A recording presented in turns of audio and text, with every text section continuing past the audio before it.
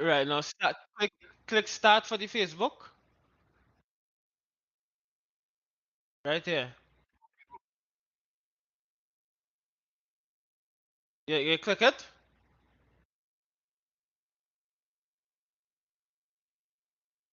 Okay. Right. Right now, go in Google Chrome. No wait. Yeah. Right.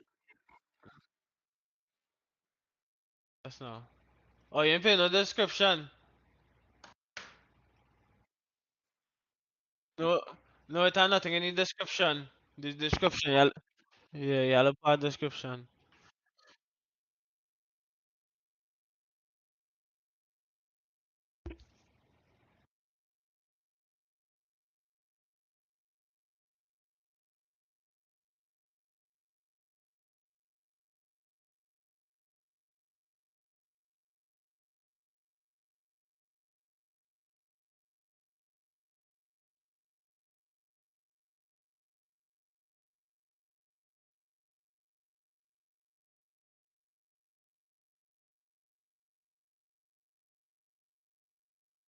Right. Uh, save. Now you click and go live at the bottom left.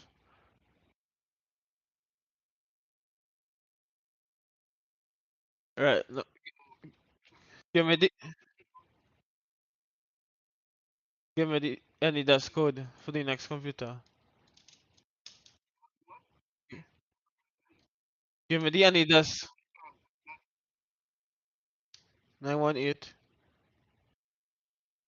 918-592-805.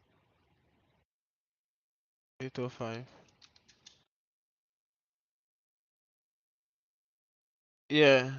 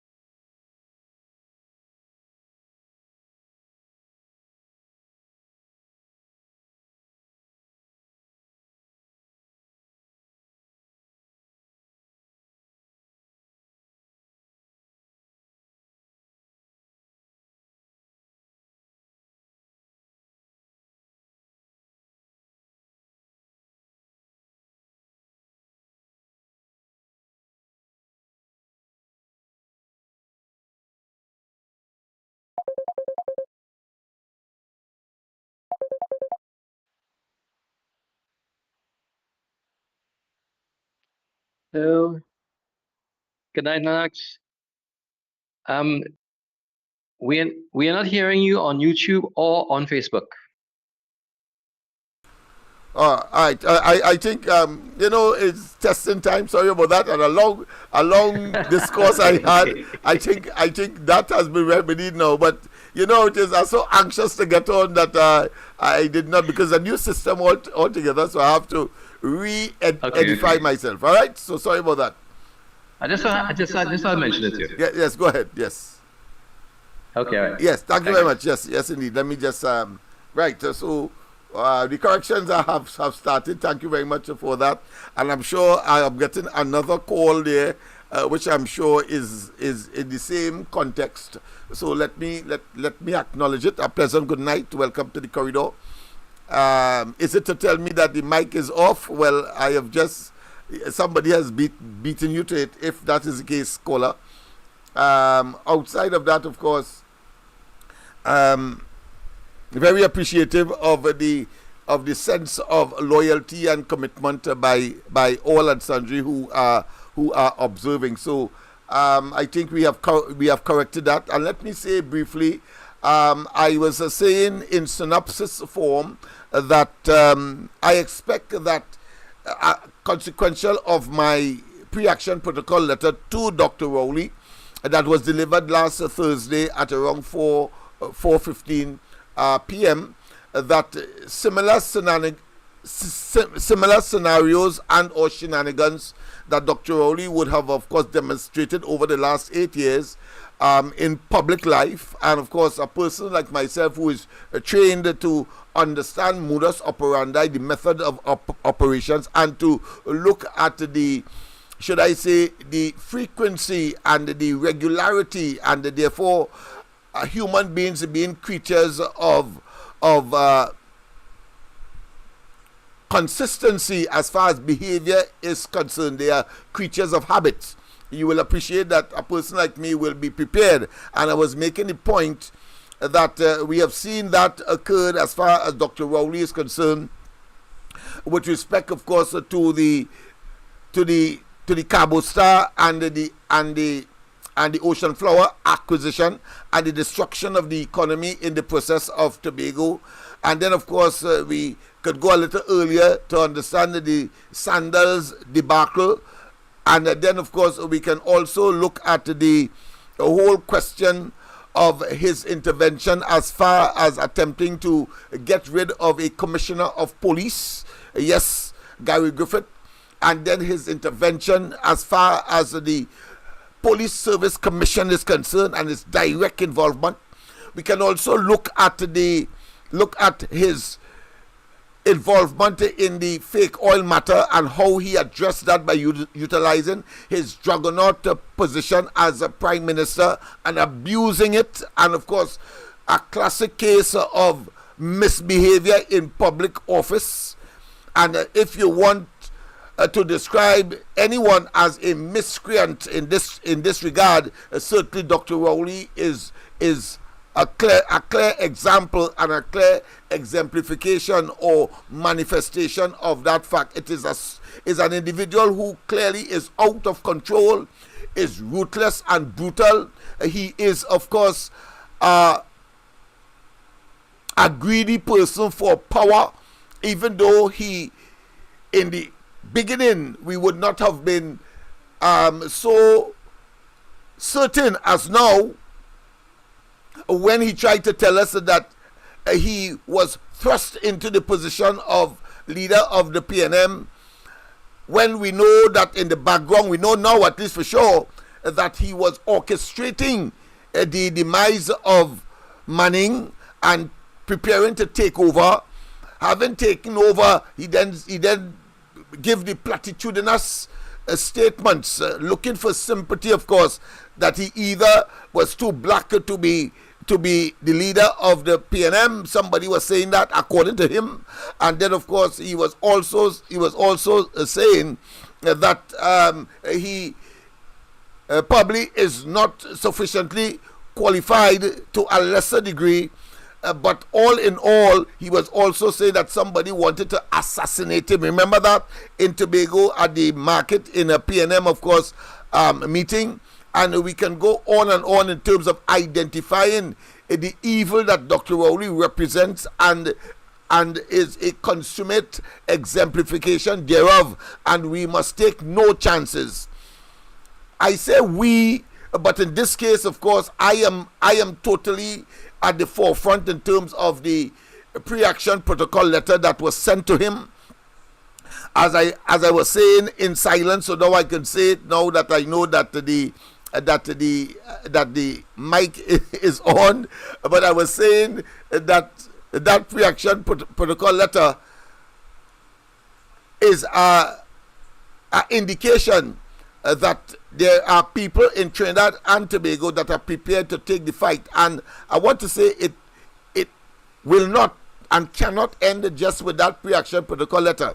Dr. Rowley has, of course, 7 days to respond by the 14th. I say 14th, 15th, 16th, about the 17th, because I understand that the 14th would have been a Saturday of this month. So therefore, by the Monday and 1 day later, I certainly will be, of course, taking action in order to, of course, take the matter to the courts so that I can clear my name, and that he cannot benefit or must not benefit from any kind of advantage that he may glean from this situation, including, of course, political advantage. Professor, good night. Welcome. Good night, testing 1, 2, 3. Walking, Lennox? Yes. Walking. I seen it live on Facebook. I seen it live on, of course, YouTube. So I know it walking. Yes. So good night to you. Good night to everybody on the live. Thank you very much.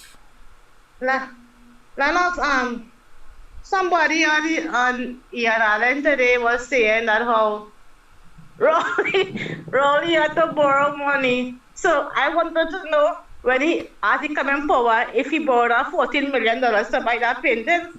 I still studying that.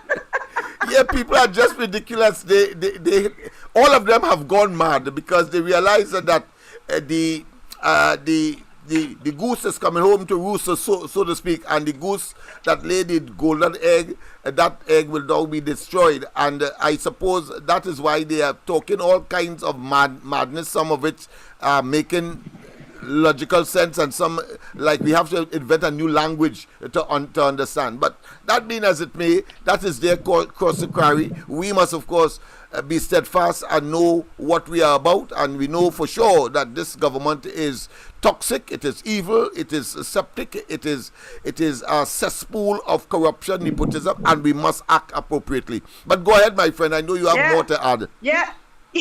Lennox, and 8 years now, 8 years after, sorry, and he's still borrowing.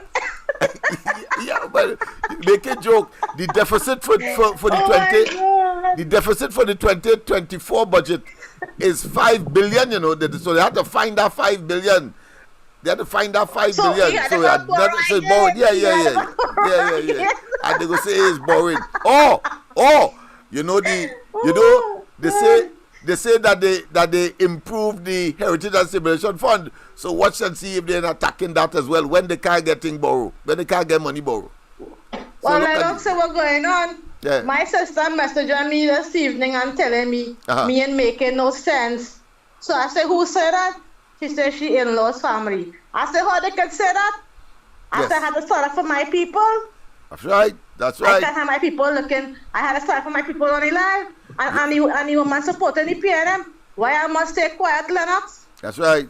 And more than that, you see, I do not respect, let me say it clear, I do not respect nor appreciate persons like that.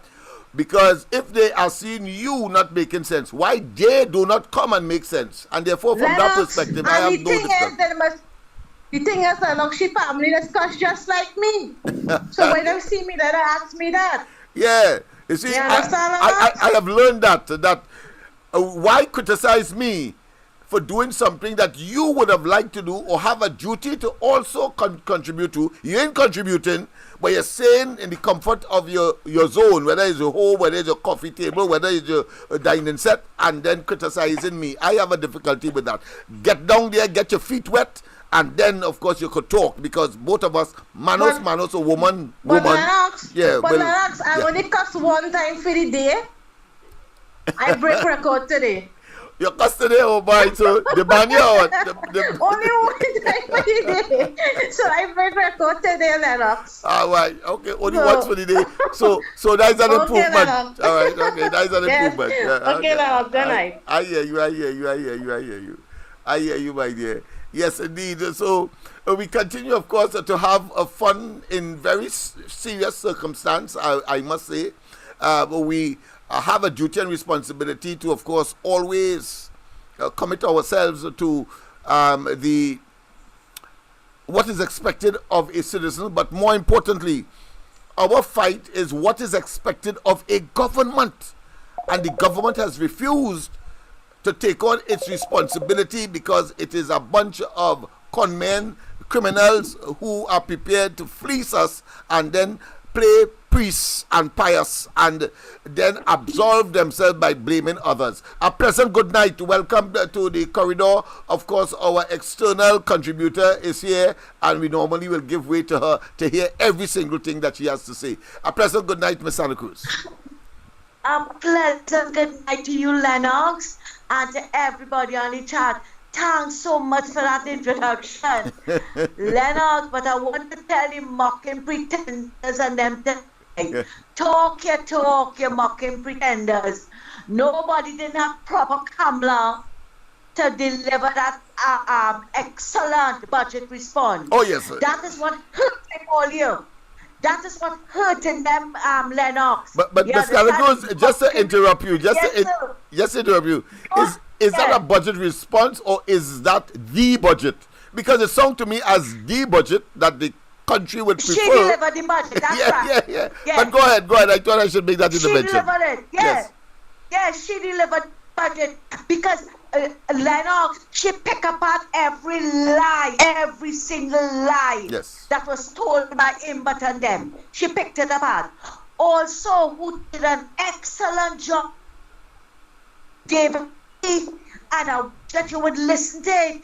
David Lee, he went to town on Stuart Young lies and Foster Cummings lies. Beautiful. Right? Now, Foster Cummings coming to tell people on Friday and my part and this part and that part and who part and who didn't part. You understand? Yeah, cognitive dissonance. As David Lee said, those programs have been there since the PNM was in office, and they never did anything to benefit the people of the youths of this country. So come now and say, oh, you have these programs, right? What are all the programs that the partnership government had? They had the NESC, had welding school, aviation school, drilling school, IT centers, all these programs for the youth, and what the PNM did with it from they come into office, they scrap everything. They throw it in the dustbin. They want to bring up programs to the youth. Lennox, you remember in 2020 general elections, when they had the Pak Choi project in La Hoqueta. What they went to do to them? Yeah, Julian John spearheaded that.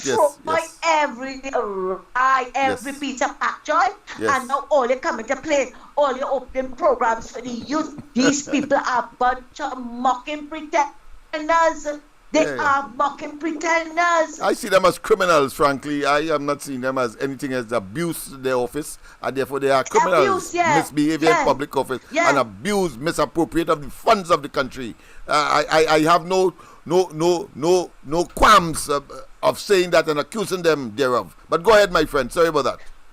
No, that's okay, Lennox. But the thing is, PNM don't care. Man, woman or child, right? You want to tell me you just presented a budget another in 8 years, and you did not even say, let me give the pensioners or the disabled or a dollar? Not even a single dollar, knowing the cost of living, how it is escalated. Look, that she went to medication at the Coronage Health Center. And she got there, the security guard asked her what she came for. She said to collect. She told her that the pharmacist said he or she not with everybody except babies today. But nonsense that Lennox. So this elderly person, what she's supposed harsh and brutal. Care about anybody. So this lady now has to go back another day now in order to collect this message for this elderly lady. The elderly lady can't go for it herself, so she has to go for it for her. Right. They don't care. And anybody coming to pretend that the PNM care, the only prime minister who ever cared about anybody in this country was Kamala Prasad, the successor. They can say what they want. They can jump high They can jump. They can say this. They can say that. Kamala was the best prime minister that killed because of the minute she got in there, he opened the Children's Life Fund. Whatever became of that? Whatever became of that? Yeah. We don't hear a word about that. And Lennox, earlier you raised something about Rowley, another one of Rowley lies. In August of 2015, he did say it at Market Square in Tobago. He said he's under attack by the government, meaning the partnership government. Yes. And when I'm not under attack by their friends who they hire to kill me, I am under attack from their friends who they hire to lie on me. Despicable this rapscallion is. Everybody, yes, he judges everybody by his dirty actions. That's right. His dirty actions. Lennox, you remembered in 2014 when he was speaking in Diego Martin West constituency conference in 2014, right? Yes. At the Point Commander Community Complex. Rowley continued his criticism of the Prime Minister for co-sponsoring and signing on the anti-terrorism resolution, saying a declaration of war against terrorism will put citizens at risk, and by her action has put every citizen of Trinidad and Tobago at risk. That's right. Greater risk, he said. He used this as an opportunity to stay on the world stage she used it to posture the world stage. Minions to praise her. She is wild and reckless. He said the country cannot fight crime on Duncan Street, but it want to fight ISIS. ISIS, yes. Now tell me, this man right in his head? Since then we know he's a madman. Yes. So the rest of the world didn't know about 19. The rest of the world didn't know what happened in either. Signing to fight, brought attention to Trinidad and Tobago. Who would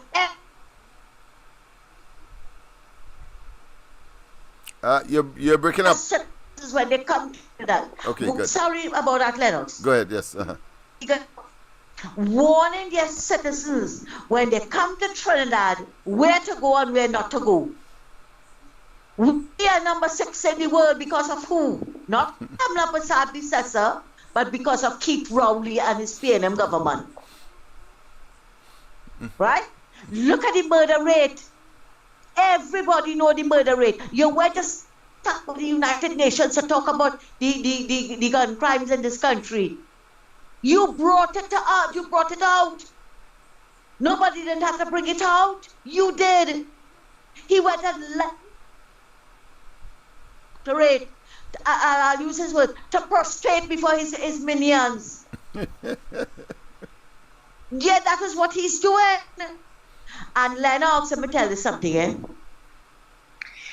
Today, put out a post about Fitzgerald Hines misleading in the parliament. About some bullets that was found that was not used by the police, but Gary Griffith saying it's a lie. He misled the parliament. Hines should have been made the minister of misleading. He would have done an excellent job. Because that is all he does.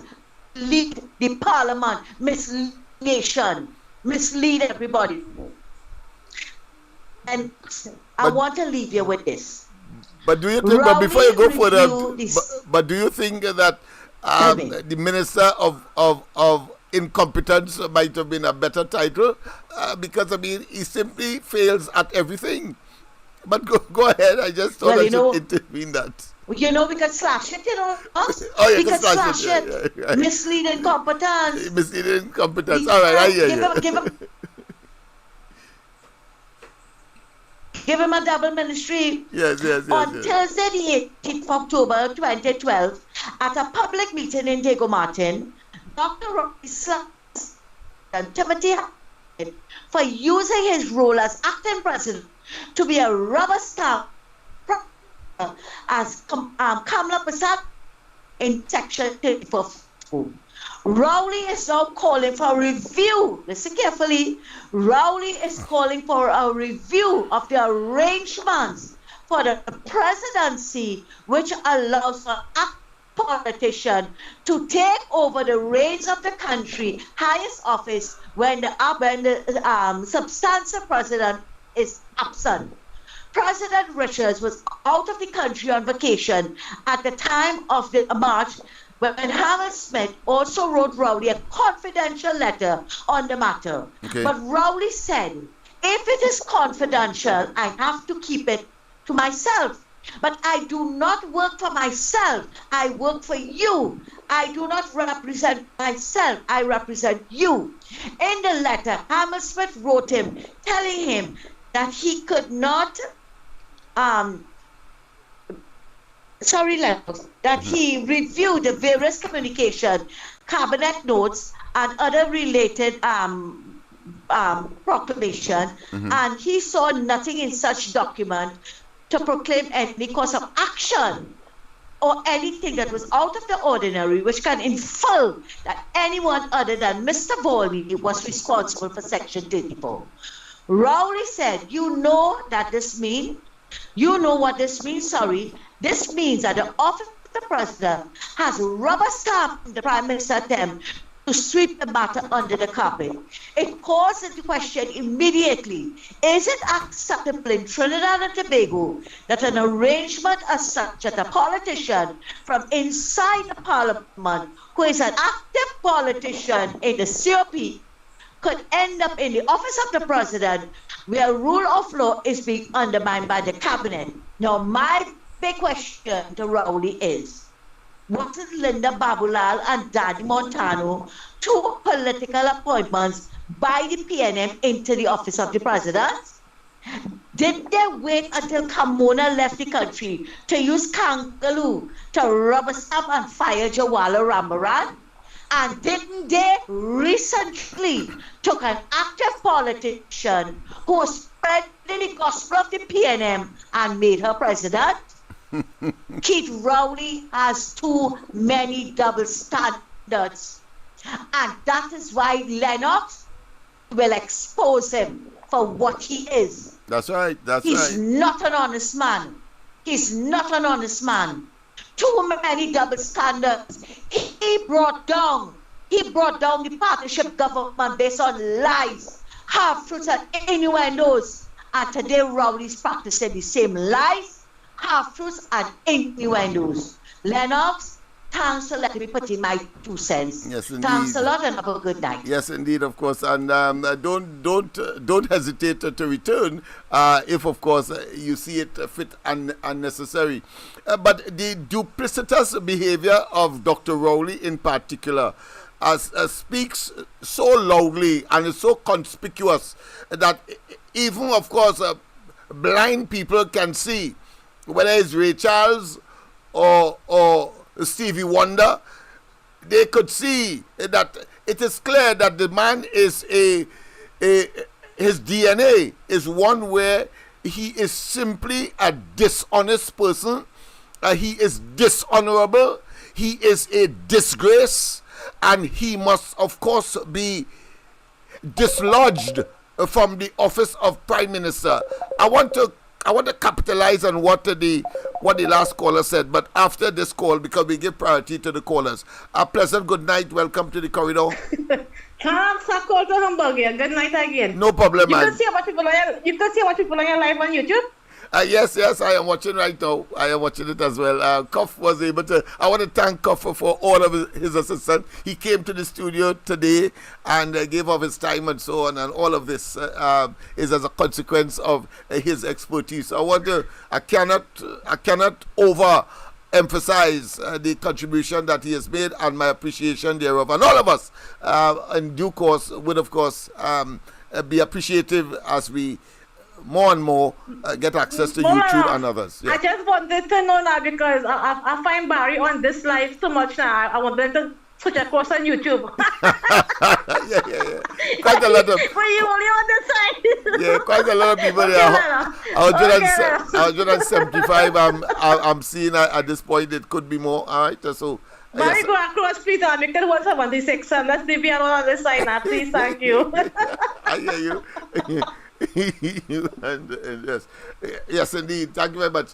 So, I was making the point about the comments made by our external contributor, because I think it's important that we focus there and to show how the idiosyncrasy of Dr. Rowley is one that is nestled in a kind of macabre, inhuman, as Luciferian, criminalistic, and of course,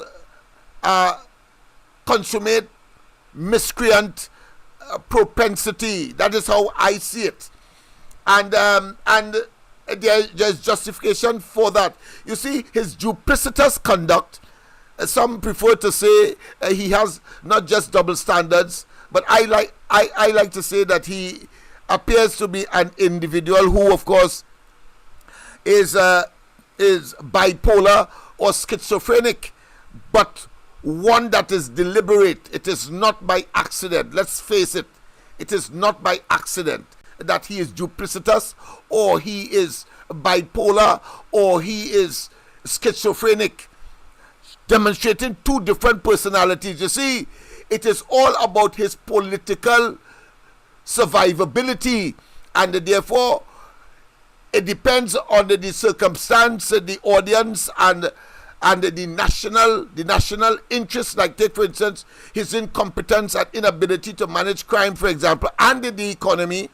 You'll hear him making different statements at different times, but all culminating in destruction for Trinidad and Tobago, and the management of Trinidad and Tobago, and the governance of Trinidad and Tobago. Let us go back to the question of on the international stage. I think Ms. Santa Cruz raised a very valid point, that here it is, Kamala Prasad Bisesa, around 2014 thereabout, was on the international stage, but she was there to look at the whole question of international terrorism. Rowley was here in Trinidad as opposition leader, castigating her and saying that she has brought attention to Trinidad and Tobago, and he fears that all kinds of terrorists will come here. I want you to be very, very circumspect, careful, and of course very intellectually adapt at this point in time, because it is critical for what he has done, comparatively speaking, over the last 8 years. Now, Kamala went to the international stage in the UN and supported a resolution promoted by the United States, Obama, and was co-host by the Jamaican Prime Minister on the question of international terrorism. Understand that Rowley was home here in Trinidad, in Santa Cruz, talking about that is a pernicious, a very difficult and bad scenario for Trinidad and Tobago. That is what he was saying. No, Dr. Rowley goes on the international stage in New York, in the United Nations recently, and he declared that Trinidad and Tobago is not only a violent place, and accepting that the international recognition that Trinidad and Tobago is the 6th most violent place in the world per capita. But more than that, Dr. Rowley has telegraphed to the world that they must not come to Trinidad because we are a violent place. That is the corollary. That is the outcome. That is the conclusion that one has to draw. The man doesn't think. And while, of course, he was accusing Kamala Prasad Bisesa of doing the wrong thing on the international stage and bringing attention to Trinidad, at the end of the day, that did not prevent the people from coming to Trinidad, simply because Obama was a co-host of that resolution, And the Jamaicans, even though they are most violent in the Caribbean, that country also co-sponsored that particular resolution for anti-terrorist activities by the world and paying attention to it. I am going further because that is crucial. You see, when Rowley had the opportunity to, of course, promote Trinidad and Tobago as an anti-terrorist domain and that we oppose to terrorism, in the face and while within the last 8 years, all the networks in the United States were claiming that Trinidad and Tobago has the highest per capita members of ISIS from the Western Hemisphere.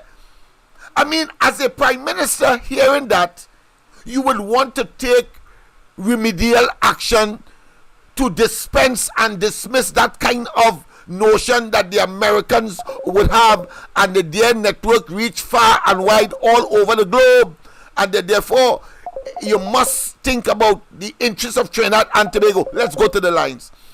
President, good night. Welcome to the corridor. Good night. Good night. Good night, my friend. Good night, my friend. The program so hot, my. Yes. How long are trying to get through? No problem, man. Let me say off the cuff that this is a good friend of us, the Ground Report, Corridor Transformation, myself, and of course Anne-Marie, etc. And he has had a recent tragedy in his life. He is, of course, amputee. One of his legs was amputated for, of course, medical reasons, and his whole place, his property was burnt out 2 weekends ago, and we are.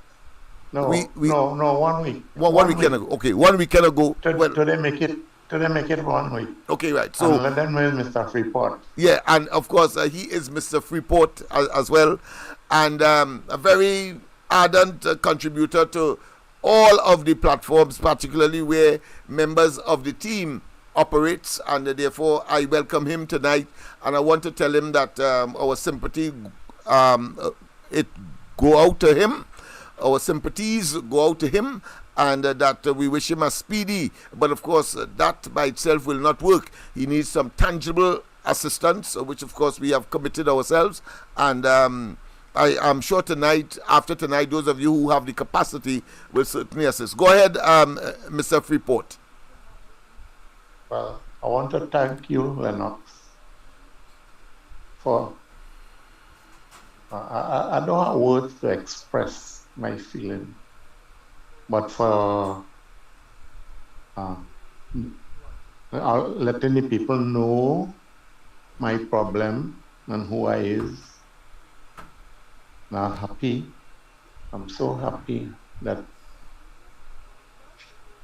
the Corridor Transformation and the Ground Report are trying to help me. Appreciate that 100%. And you have helped me already 4 years, almost 4 years, 5 years ago, when I had lose my foot. You had supplied me with a new brand wheelchair. So again, thank you, thank Anne-Marie, and even so, the Ground Report and everyone.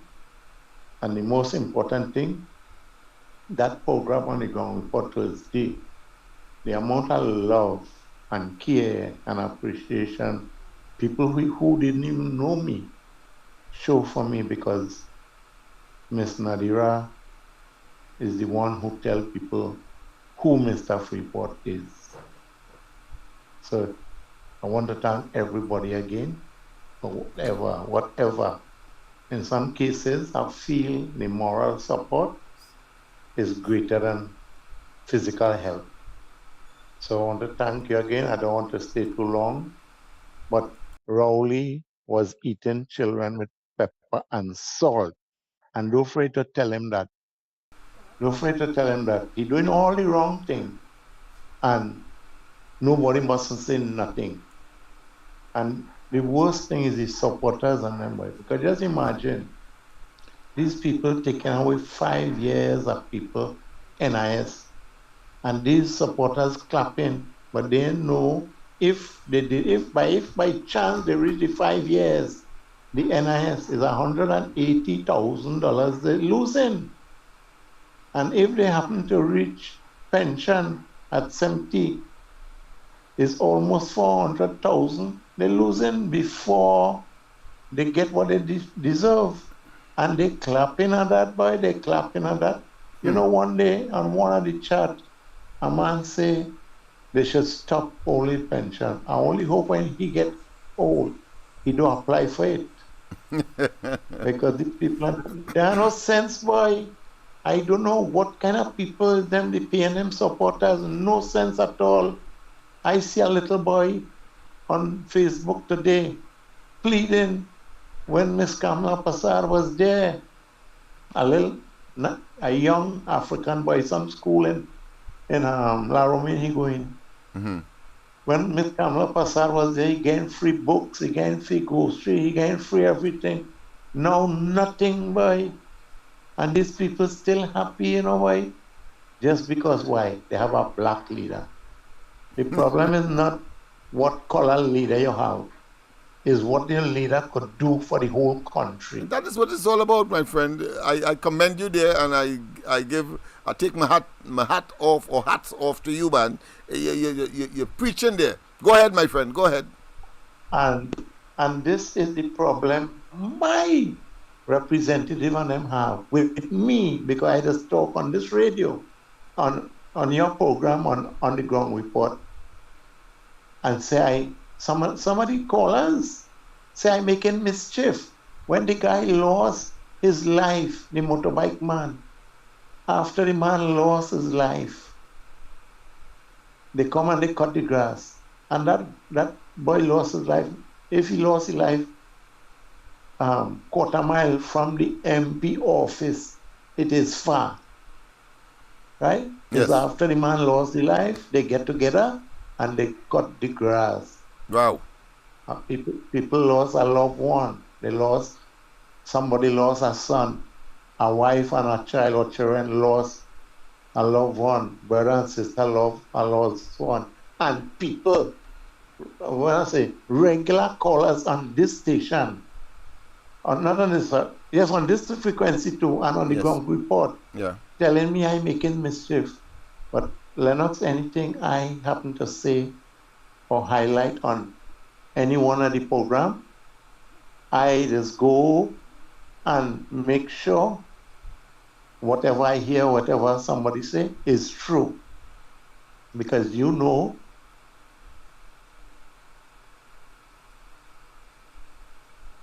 hello?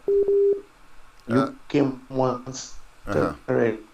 Yes. I drive. You are wrong, and show you the condition. And so I don't really make. We getting some static now. My friend is coming across earlier. Very nice, and something else going wrong. Maybe you move you from your location. Okay. Care. All right. Good. Yes, indeed. Well, that was, of course, Mr. Freeport. I will, of course, with his permission, I will put up the number maybe tomorrow night if he agrees to have his number up so that you can contact him directly. And whatever support you can give him. As I said, everything has gone. He left with the clothes on his back only, meaning that not even the wheelchair he had, that too perished in the fire. And of course, I'll tell you a little more about that. President, good night. Welcome to the corridor. Lennox, the caller, one of callers on there. Yes. He just dropped something on my garden there. Lennox said that's true what he said. I don't know, because look, my mother, she was PNM ever since. But she said she not voting Rowley again because he's selling out everything. Yes. But the woman want to go for she pension, Lennox. She want to go for she pension and she crossed 65. Lennox, long time she crossed 65. And when we come out, she know she saying what we bring for she. She asked me where we bring, she looking for $5. She looking for $5 and she bring up she damn pension. But they want to dig out your children now. Yeah. That reminds me of a Rastafarian. A Rastafarian. No, I will tell you, a friend of mine's invited me to speak to a Rastafarian who I know as well because they live not too far from where I am from in Parsons Street in Laventil. And she asked me to encourage him to go for his pension because he's of that age. And the man tell me that is Babylon thing and that he has a philosophy that he has to work for what he wants, etc. At the age of 60, 70, and so on, you still looking to work. Well, go ahead, my friend. I'm sure that, as you rightly said... If Kamala was in power, he'd be getting on for increase or he'd have want the pension. Well, he looked as though he don't believe in that. Because that is Babylon. That is a Babylon system, he say. I was shocked to know that the thing is there for you. You qualify, you are Trinidadian, and you just have to get your ID and fill out the form, etc. I will do it for him free of charge. And the man simply says no. But then afterwards, I think he said, I will reconsider. So I don't know if he has done that. That has been about 6 or 7 months now. Yeah. Lennox say what? My mother don't want to go and see about she pension because she loved Rowley so much. Yeah, what? Me and my 3 other sisters, we stopped giving she anything. Oh, they can't feel sorry for people who don't feel sorry for themselves, Lennox. I don't care if it's brother, if it's mother, if it's father. Yeah.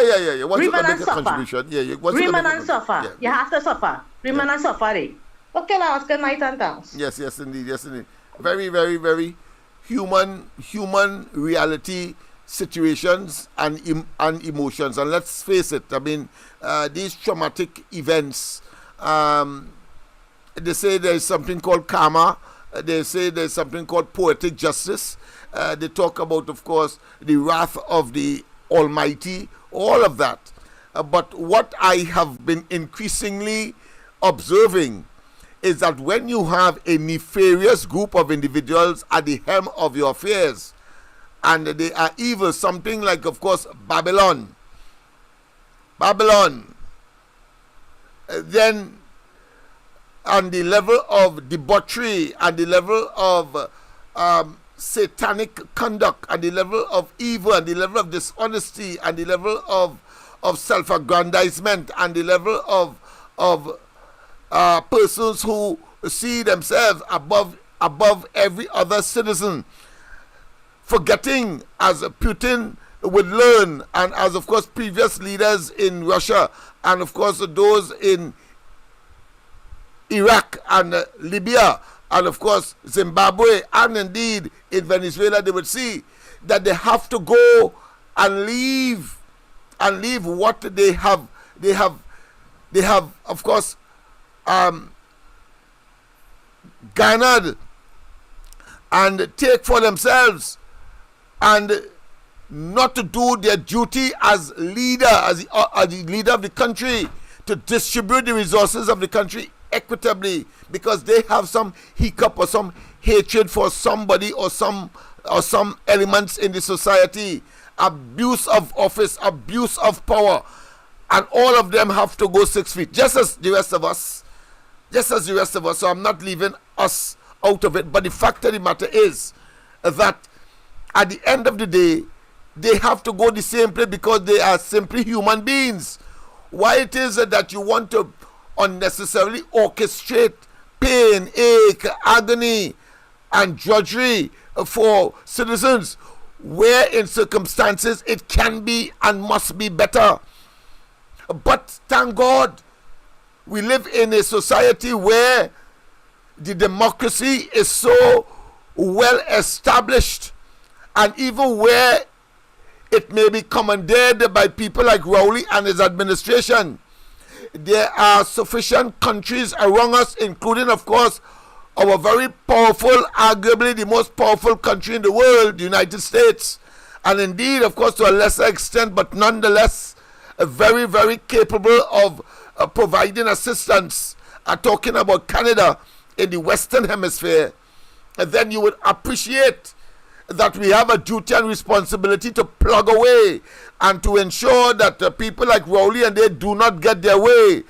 and that our democracy is preserved, as they promote autocracy. They promote, of course, a kind of what I consider to be evil that is dictatorial, wicked, nasty, selfish, self-serving, and somehow believe that their power will be for eternity, and that they will always not have to pay for what they have done to the population. I say to Rowley and they, your day is coming, and your days are numbered, and your presence will certainly whittle away, and that the question of blue lights and handcuffs, silver bracelets will be a consideration in the not too distant future. 2025 will come.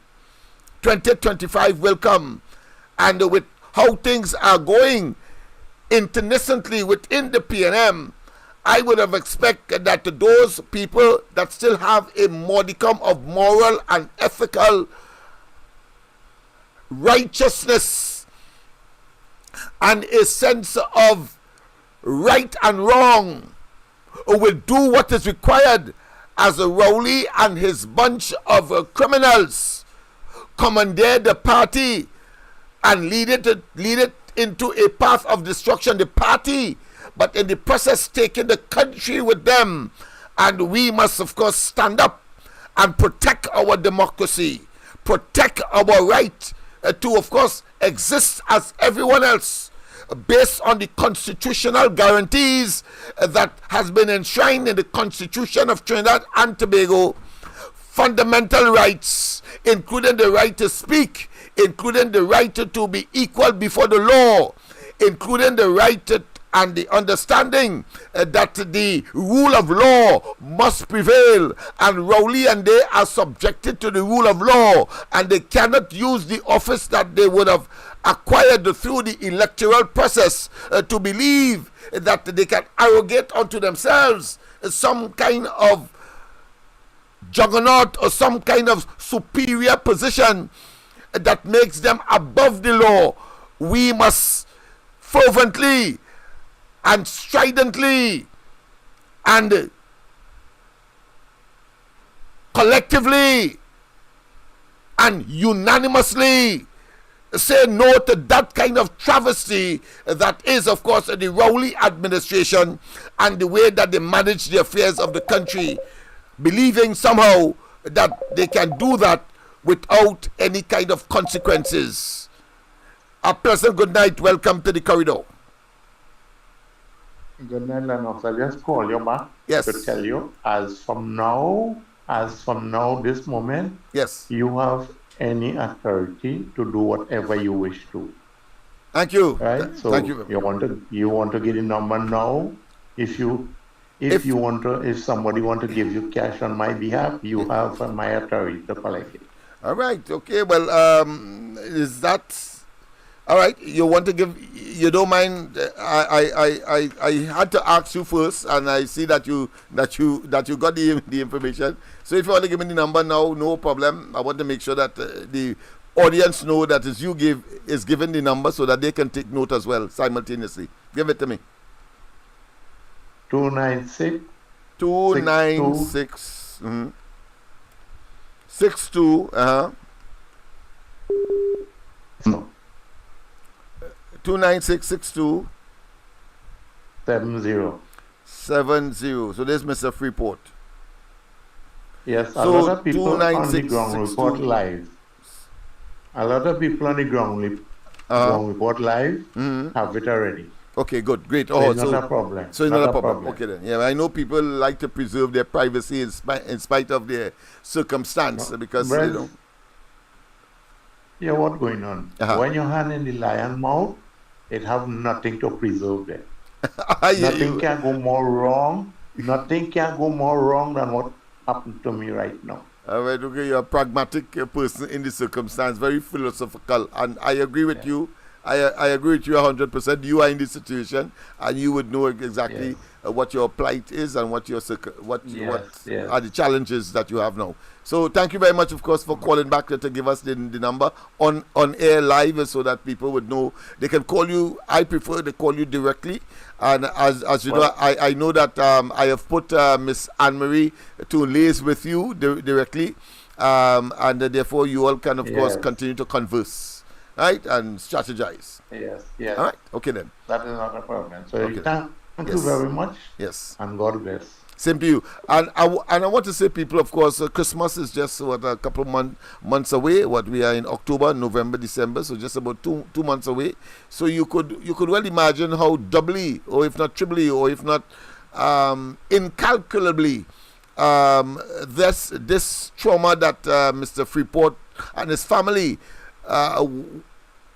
would have experienced would be for them, because clearly Christmas will be a distant kind of awkwardness, and maybe one that they can only reminisce in the circumstance about previous Christmases that they didn't have to, of course, go through that level of trauma. I think all human beings with a sense of humanness and a sense of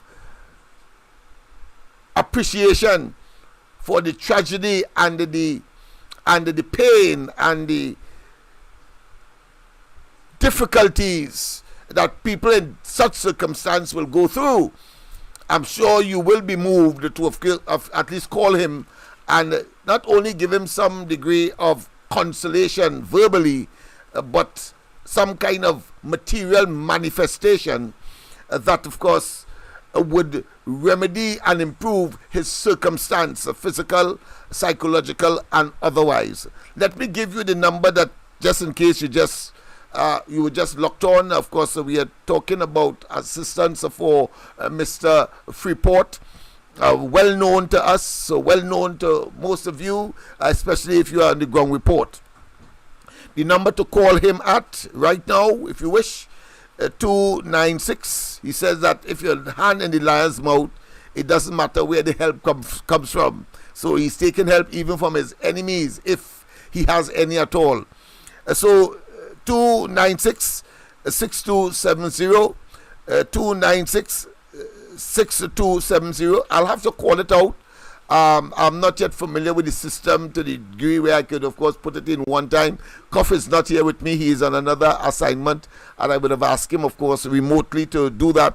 But I am sure by tomorrow I will get familiar with those kinds of what I consider to be emergency circumstance, where a number will be constant, and therefore you will be able to communicate as in a circumstance or situation such as this. Let me also say that the number to call, of course, right now is the red number at the top, the upper corner there, where two numbers are, one in red, one in blue.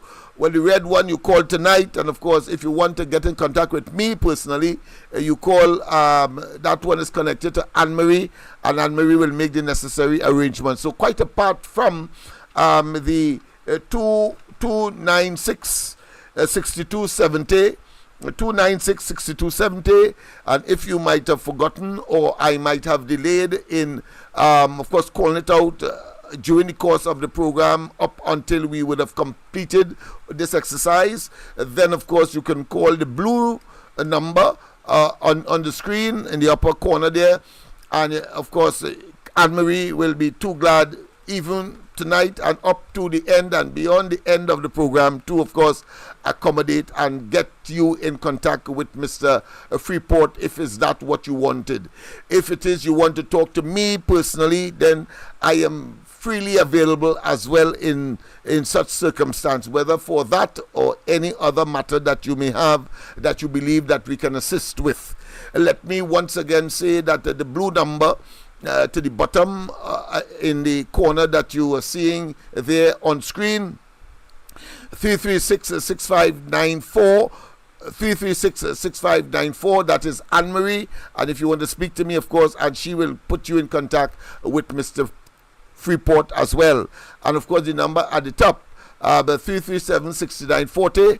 337-6940. You want to talk now, then of course you have the option of talking now and communicating with me. Whatever issue it is, we are going to, of course, engage. And I keep saying it has nothing to do with red verb, yellow verb, pink verb, stink verb, whatever it is. The fact is that once we can communicate and understanding has been reached, because we understand what you are saying, that is all that matters to me and on this program in particular. So don't be concerned with how grammatically correct you may be, or incorrect for that matter, once of course we can communicate and we understand. So notice on a regular basis at the beginning there was one particular caller who calls regularly, and I could be assured that she will call. So it's a woman. And of course, they were concerned about the grammatical rightness of their sentences and their utterances. I want you to say, I want to tell you that to invoke, of course, confidence, and to eliminate any trepidation, any fright, or any fear, that grammar is not a critical component to communicate. What is important is that your communication is received and there is an understanding of what you have said, so that we can deliberate and dialogue. That's all. So I want to make it very clear on this program, we do not, of course, discriminate against anyone. Of course, we will be, of course, looking at a situation where people may still have some concerns, and therefore we are going to be looking at maybe voicemails, where at some stage in the program we will of course play them, so that you may feel more comfortable with that arrangement, and that you have a chance to practice and of course delete and redo, as the case may be, adjust and amend, so that you get across your information in the comfort of your home and in your own space, so to speak. That being as it may, I have to go back, of course, to the question of Dr. Rowley and his duplicitous behavior, his bipolarism, and the danger that a kind of individual has posed to Trinidad and Tobago's government, its governance, as well as the management of our economy. And that is so in spite of the fact that for reasons that are non-objective, let me repeat, for reasons that are non-objective, there are persons who would, of course, countenance, accept that kind of behavior, but for reasons that are so narrow and are so, to some extent, inexplicable, because here it is, Trinidad and Tobago is in danger. Trinidad and Tobago is at the brink of a total collapse, and the shenanigans of this administration, or at the shenanigans of this administration, and there are people who of course are going to still say,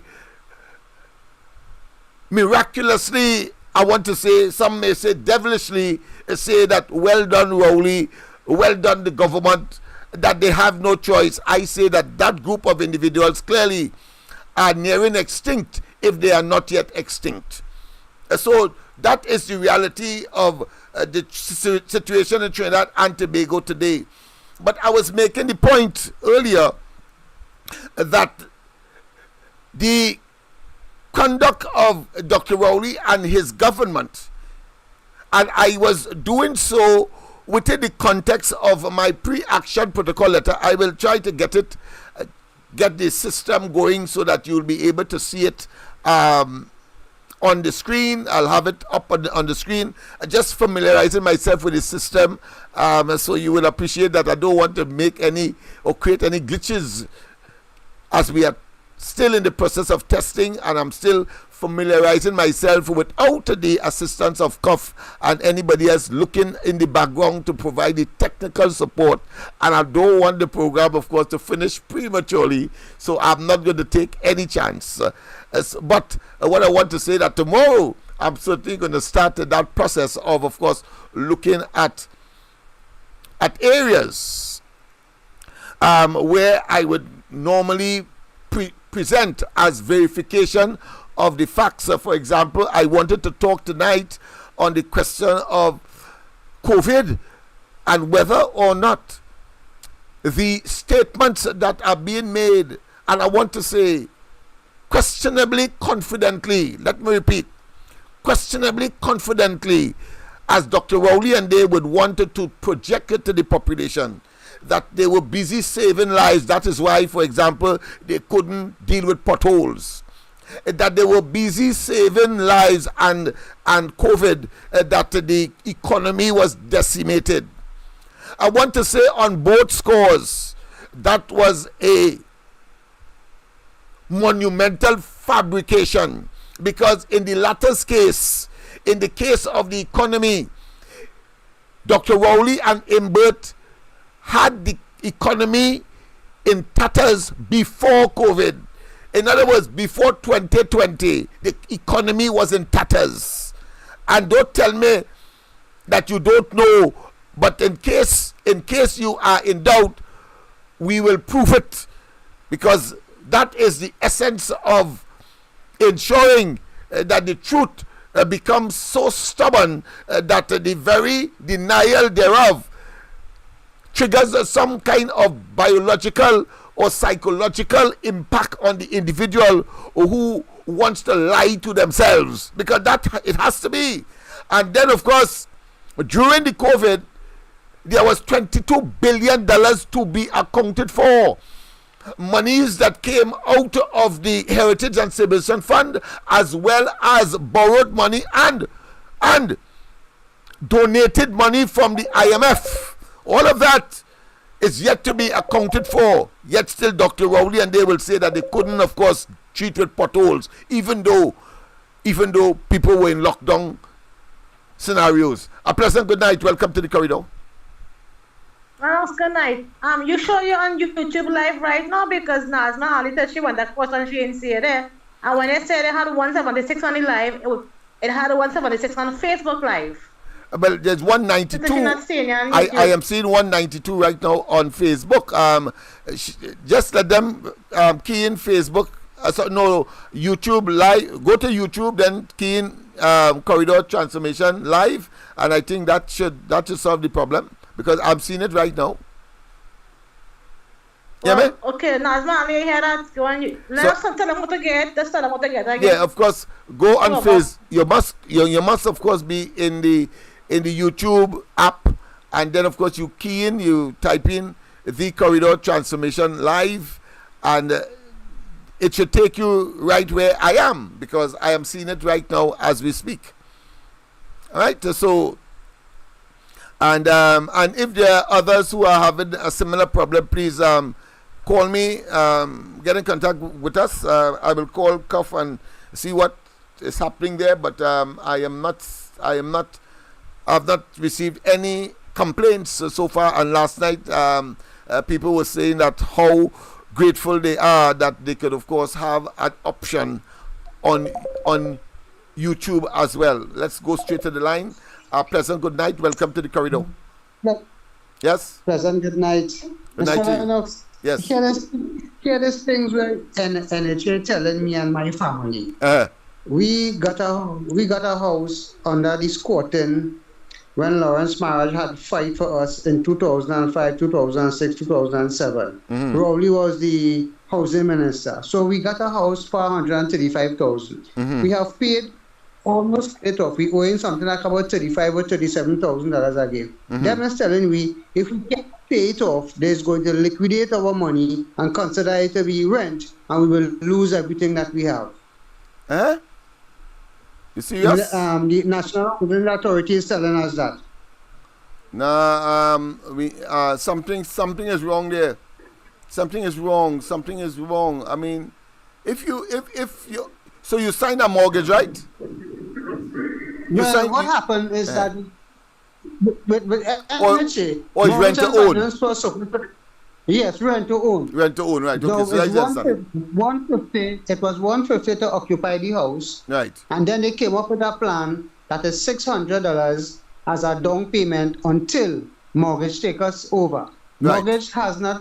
Mortgage has not done their part. Right. So when we calculate now, we pay 100. We owe in about $35,000 to $37,000 of finished pay for the house. Right. Good. And they is telling us now, if we cannot get the money to pay out for the house, they're going to liquidate it.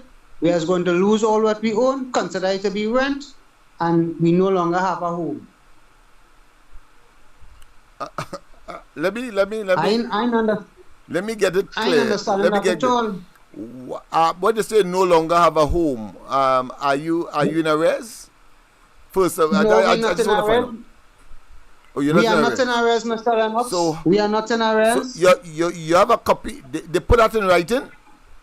No, they didn't put it in writing. They told us that this one coming there is going to give us the letter stating that. When we went to pay the bill, they told us they have a letter to give us stating that. And those are the things that they told us. When we went to pay the bill, we paid the bill in Meloni have an office because I'm living in Demerara Heights in Arima. Okay. So we pay the bill in Meloni have a head office there. We just pay the bill. It's easier for us to go ride it than to go in town. Okay, right.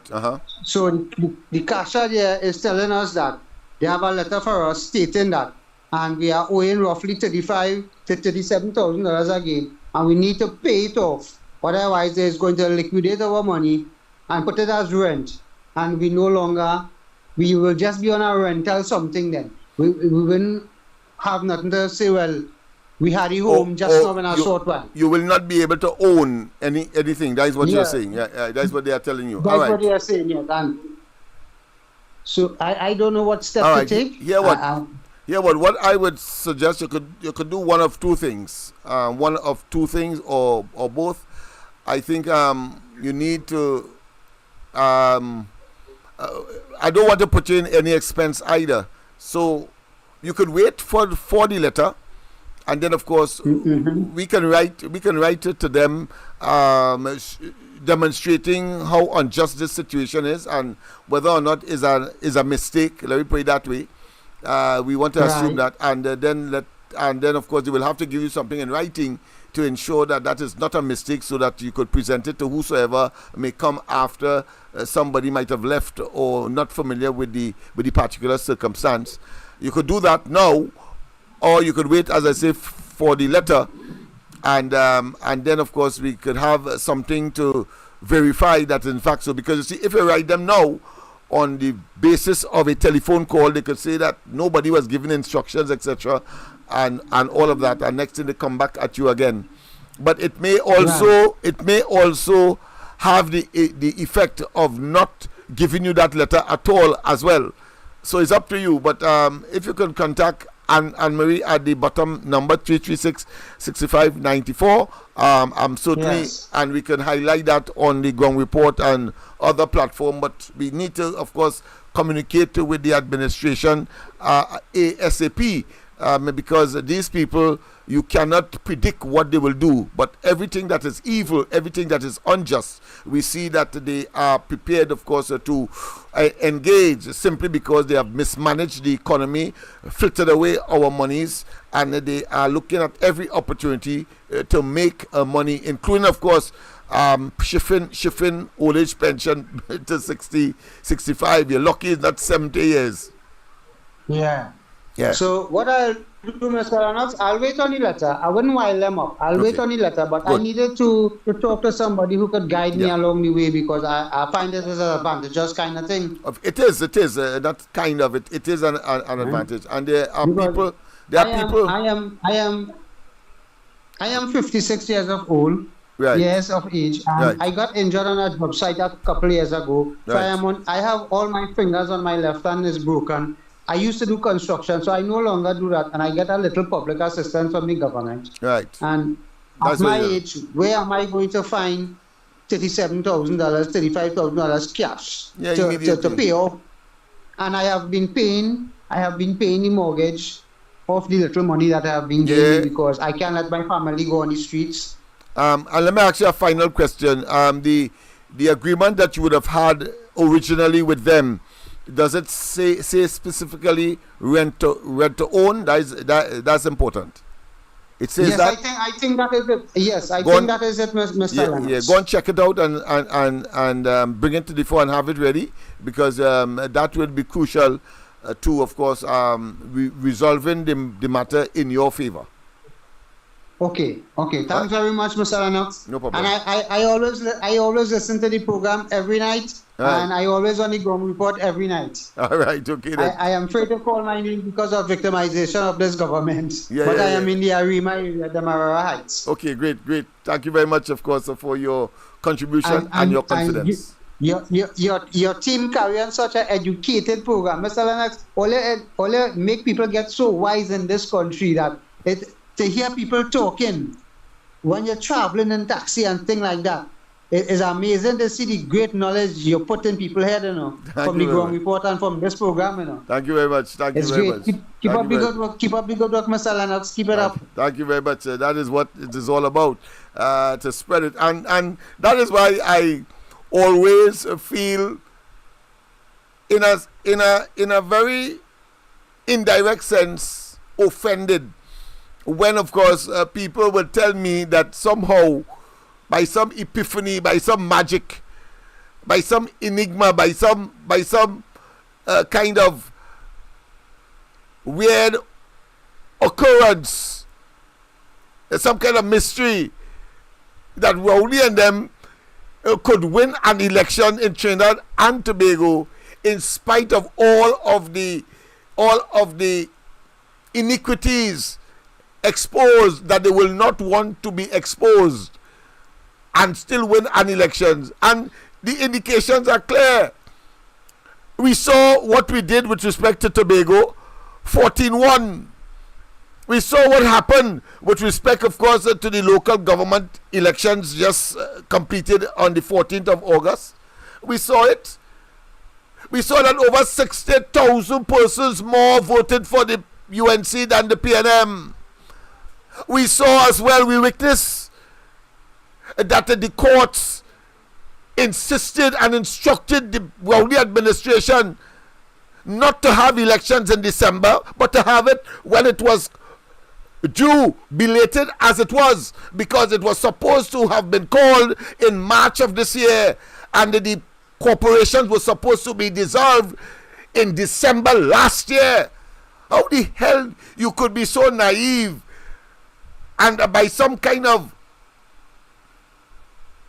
mysterious force, or what I would consider to be cognitive and intellectual declining statement, that somehow they could win an election in such circumstance. And what makes me more confident that it could never be, and also that they will never see government in this country again, the PNM I'm talking about. You see, never before this particular era, there was, of course, a ground report, a corridor transformation, a Victor Roberts, a Anil Roberts, and more significantly, a technology that can be utilized to come straight into your bedroom at any time. Before, of course, we had to rely on the state apparatus, the television, TTT, etc. No longer the case. How the hell you going to tell me that Rowley and them could win an election or get back into government in such circumstance? Let's go to the lines. A pleasant good night. Welcome to the corridor. Welcome to the corridor. I always listen to you, and good night to everybody. Thank you very much. Mr. Leda? Yes. In my observances, I looking at from a deaf prime minister to a minister of finance who can count, right, to the prime minister who is evil, diabolically wicked, and this is what we have coming down the line all the time. So how are we going to go forward? Are you hearing me? Yes. I don't know if you're asking me the question or you're being rhetorical and you want to answer it yourself. I'm just saying. How are we to go forward when we have these misfits that can't even turn around anything? Yes. But I want to also make one point. Go ahead. There is a saying that says, once a man, twice a child. Yes. Right. Many people think that only refers to the age of people and birth and coming down to old age. No. Yes. Before these fellas came into the chair, it was occupied by somebody else and they were an ordinary human being. Yes. And when they get into position, they forget that they will have to vacate that seat and go back to where they were before. Yeah.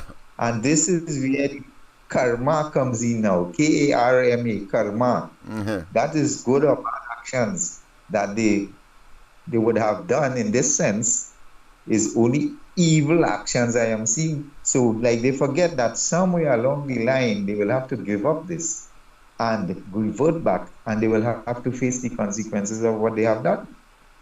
And this is what is baffling. Everybody lose their sense of direction.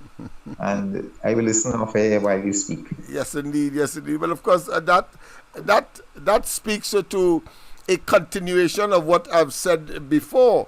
But of course, in a very specific way, this caller would have, of course, addressed that particular issue of moral and ethical. And I talked about, of course, the eventual deaths of that will be of Putin, that will be, of course, of Maduro, and so many that would have gone before. And of course, I even said that we and all are limited. We are on this earth for ephemeral period, a short period, but nonetheless, we have a duty and responsibility to do the best we can. And I think that is what he has spoken to.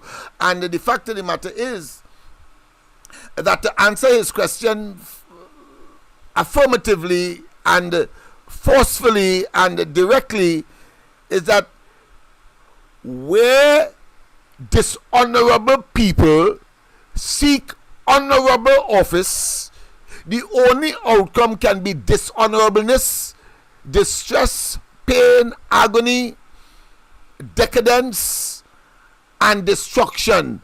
And that is what Rowley and they have brought it to the table, the national table of Trinidad and Tobago.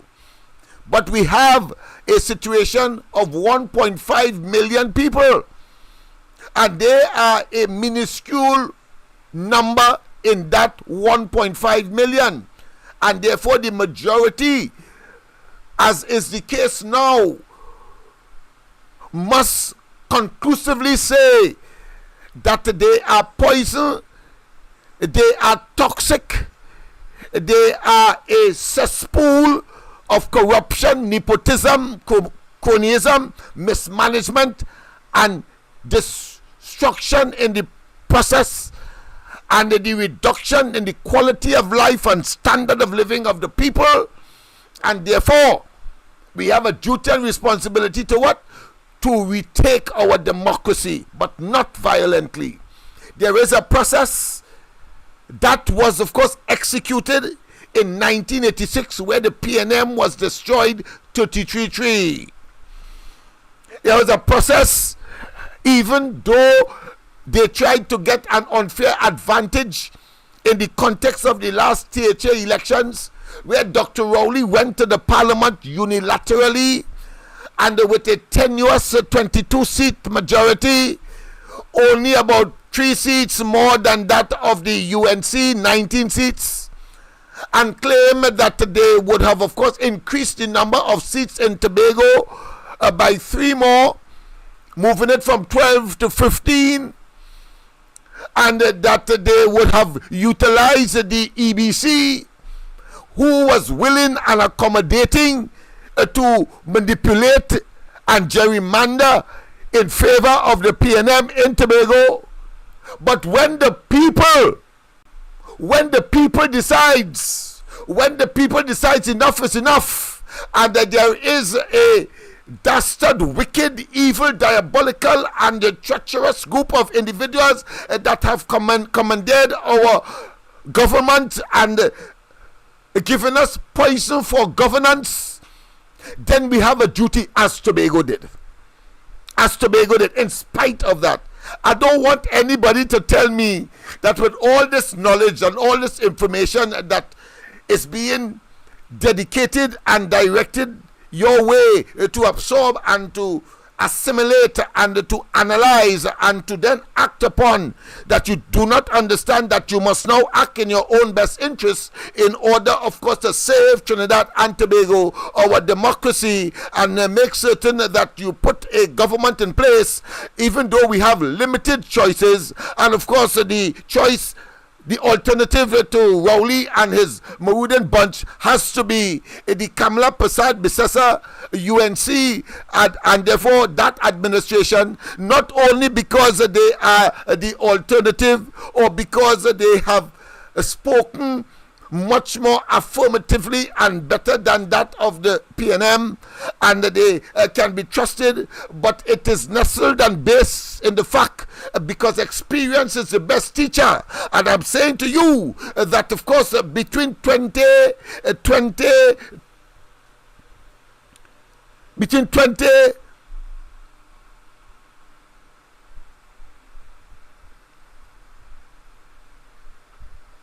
and 2015,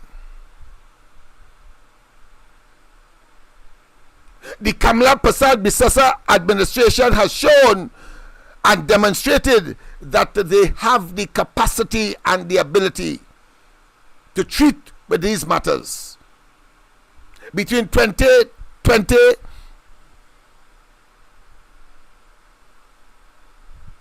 and after 2020, we have seen a degradation, a destruction of those fundamental principles of people first and centered government. But between 2015 and even to today, we have seen a further deterioration. But when we look at the performance of Kamla Prasad Bisesa between 2010 and 2015, we can say without a doubt that is chalk and cheese, comparatively speaking, and that the person that is still there, the party is still there, they are seeking government, and that they have done yeoman service by making certain that the P's and Q's, dotting the I's and crossing the T's, not like Rowley. He dots his T's and crosses I's. That is a misnomer. That is a misfit. That is a square peg in a round hole and have no place in the management of Trinidad and Tobago's affairs. But Kamla Prasad Bisesa, the UNC, have demonstrated that, and that they do justice to all and sundry, and that is how the society ought to have been exercised. That is how they ought to have been managed. And Rowley and they clearly are a bunch of opportunistic political parasites, self-serving. We only have to look at the amount of recusals in the cabinet itself to draw the inescapable conclusion that is a bunch of criminals, misfits, and ridiculous individuals who come to us on a daily basis and pat themselves on the chest and the shoulders and say that they're doing well, whilst of course the country is going to hell in a gasoline-soaked brown paper bag. That is what Rowley and they has delivered to us, saying something totally different in 2015 because he just wanted to be there, as we have seen with most dictators, whether it's Hitler, whether it's Mussolini, whether of course is the Zimbabwean former president Robert Mugabe, or indeed Saddam Hussein of Iraq. Let's not waste time. And of course we have living example of Maduro in Venezuela. But making the point earlier as well, that when Dr. Rowley would have gone on the international stage, not only has he embarrassed us by confirming that we are a violent society, the same thing that he opposed when Kamla Prasad Bisesa went on the international stage and supported, of course, that resolution for anti-terrorism that, of course, was co-hosted or co-signed or co-produced or promoted by the Americans, Obama as the President of the United States, and, of course, the Prime Minister of Jamaica. Wasn't she alone? He went up there alone and say that Trinidad and Tobago is a violent place, and that we getting guns and they killing people, and whilst he was talking there, 4 persons died, all that kind of hogwash. Who cares, Rowley? None of those persons in that room cares, because they know they are prime ministers and presidents too, and they know that the people back in Trinidad appointed you, selected you to address those problems. You cannot go up there and blame somebody else for the resolution of issues that you have been appointed so to do as prime minister. You are a damn fool by doing that, and it's not the first time. And he has the audacity, the temerity, the gall and the effrontery and the boldfacedness to speak of others that are not in government. Others that are not in government, people, and say that they are anti-patriotic and so on. What greater anti-patriotic exhibition that could have been executed by none other than the prime minister? He should be charged when he came back to Trinidad with treason. Because if he is saying that it is right for people to hide some of your dirty linens in order to get some kind of benefit, he didn't do that on the international stage. Kamla Prasad Bissasa's conduct was one that brought benefits to Trinidad and Tobago, because the Americans were on board, and a number of treaties.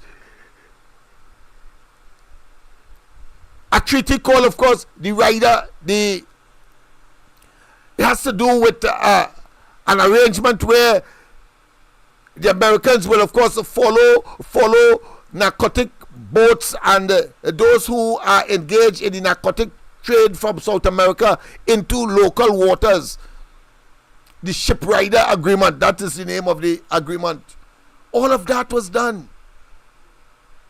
There's a central authority that talks about, of course, the exchange of not only information but of criminals and persons who may be wanted for breaching international or other countries' laws, so that we can make that person available, whether they are a citizen of that country or this country. All of that, we have that in place. Yet still, Rowley goes up there and talked about, of course, guns coming from the United States. Well, if I was Biden, I would tell Rowley, stop.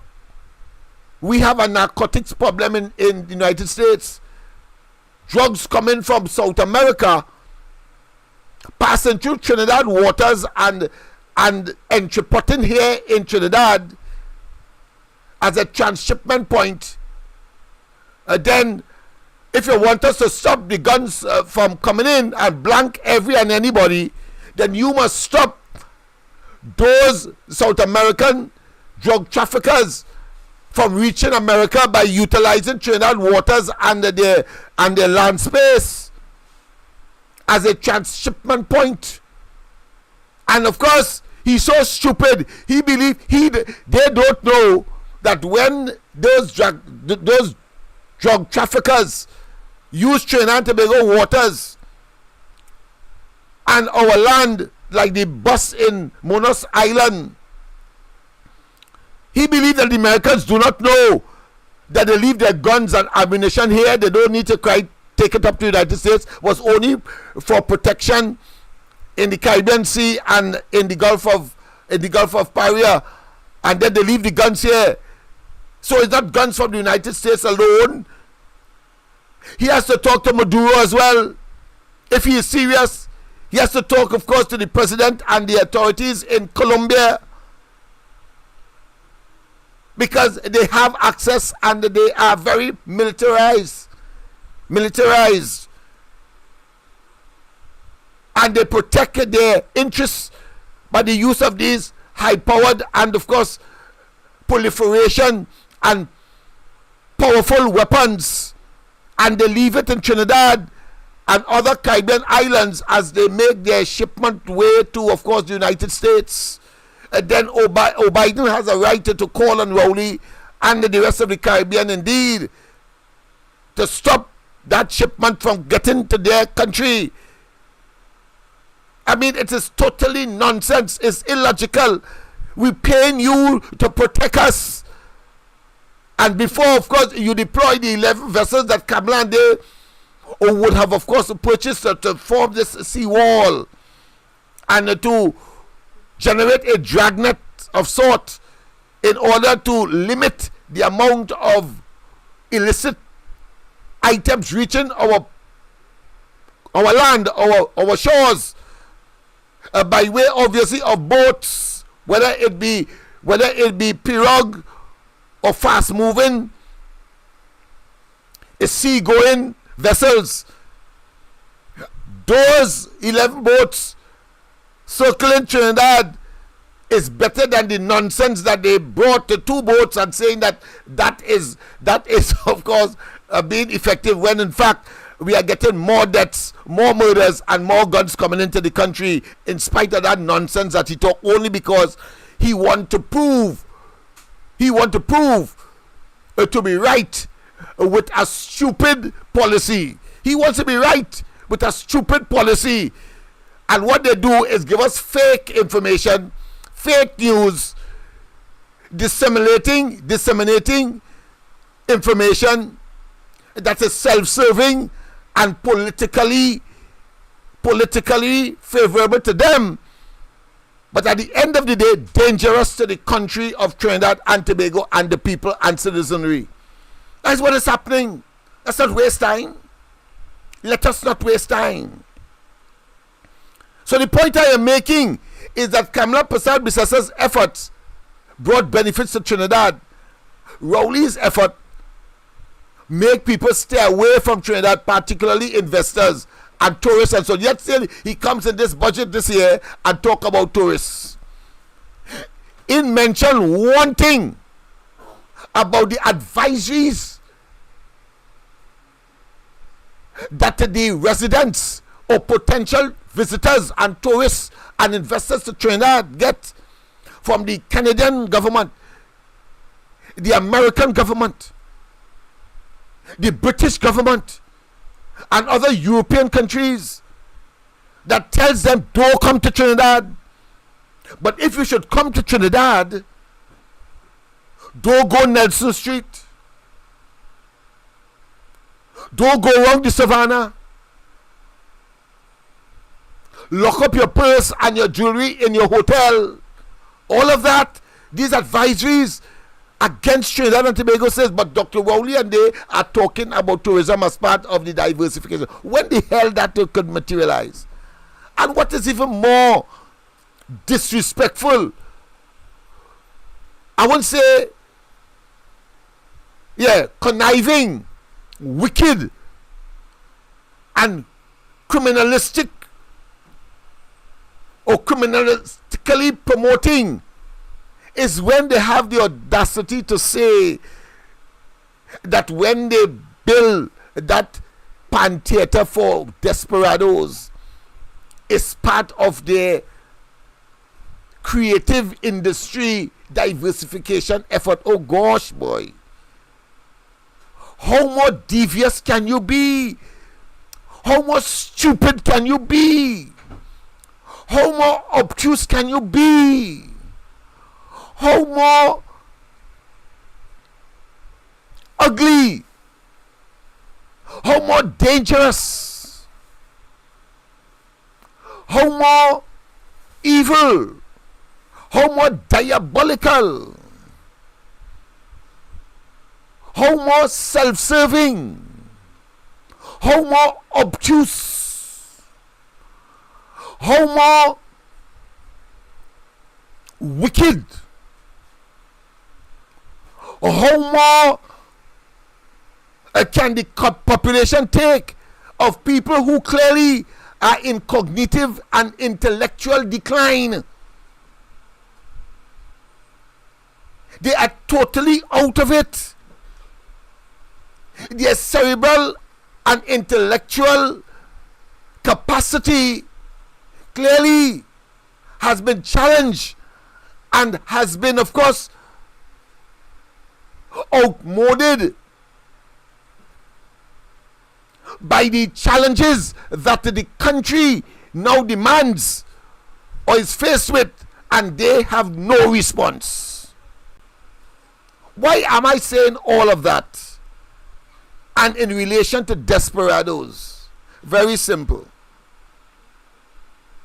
They build a theater for Desperados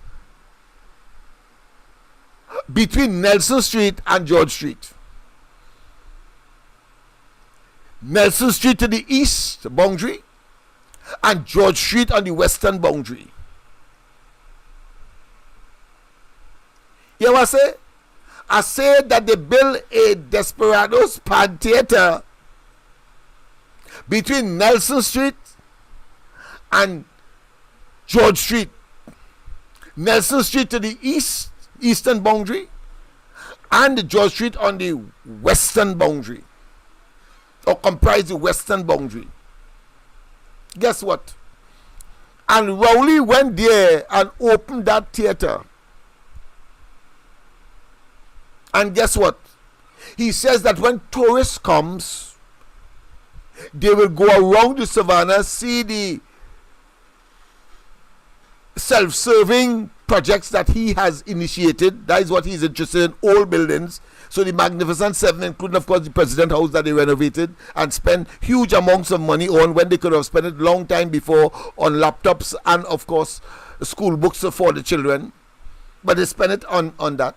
He says that when tourists come round the savannah from the west, Savannah West, Queen's Park West, and then of course Queen's Park North, see of course the President Building, and then of course head Queen's Park East, and then go round to Piccadilly Street, and then into Nelson Street to see Desperados practice. Now tell me, isn't that a man that has lost his marbles? Isn't that a man that clearly is out of his league and depth?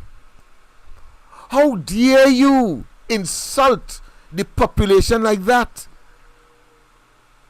Which tourists coming down Nelson Street, when before they leave, if they come at all, whether it's Canada, the United States, Germany, France, or the UK, which tourists coming down there when their country tell them don't go Nelson Street?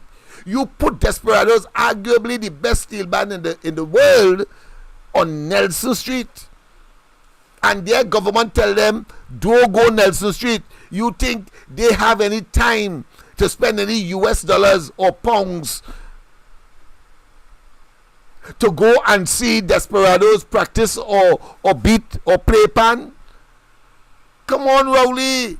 All they have to be compound fools. I mean, there can be no other appropriate explanation for that. And mind you, I want you, well, of course, I know it will be difficult for you to go on Nelson Street, because in Trinidad, the street itself has a reputation for gang warfare, drive-by shootings, and all of the negatives that Rowley would have told the United Nations about Trinidad. And he say he is the best salesman for Trinidad. Everything the man touch, it fails. The man is a natural curse. He himself is a curse. He is engulfed and saturated and pregnant with failure after failure after failure. And I want to tell you, that's not all as far as Desperados is concerned. You wouldn't believe.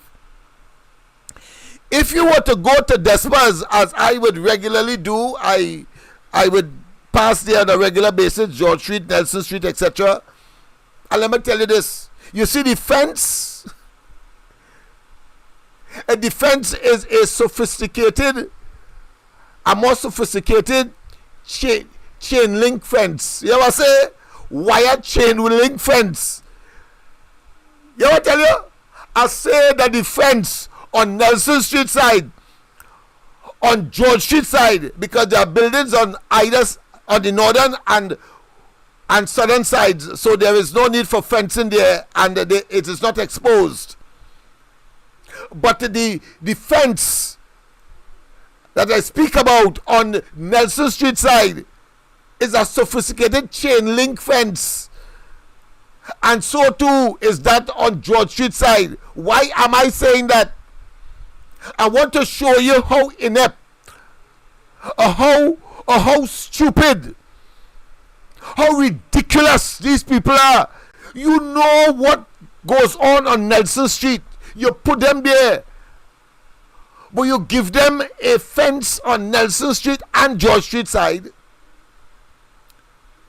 that bullets could pass through freely because it's a sophisticated chain link fence. Yeah, it's made of wire, and from the outside you could see anything. You could see the pan, you could see them playing, you could see the pavilion that they recently, of course, added. You could see their storage area. You could see, of course, the car parking area. You could see the recreational area. You could see the practicing area. Freely, you just have to. You could stand on either side of the Nelson Street or either side of George Street and see everything inside there.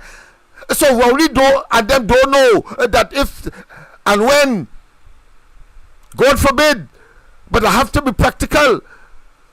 When fellas from on the hill come down to practice, and fellas on Nelson Street want to, of course, tackle them,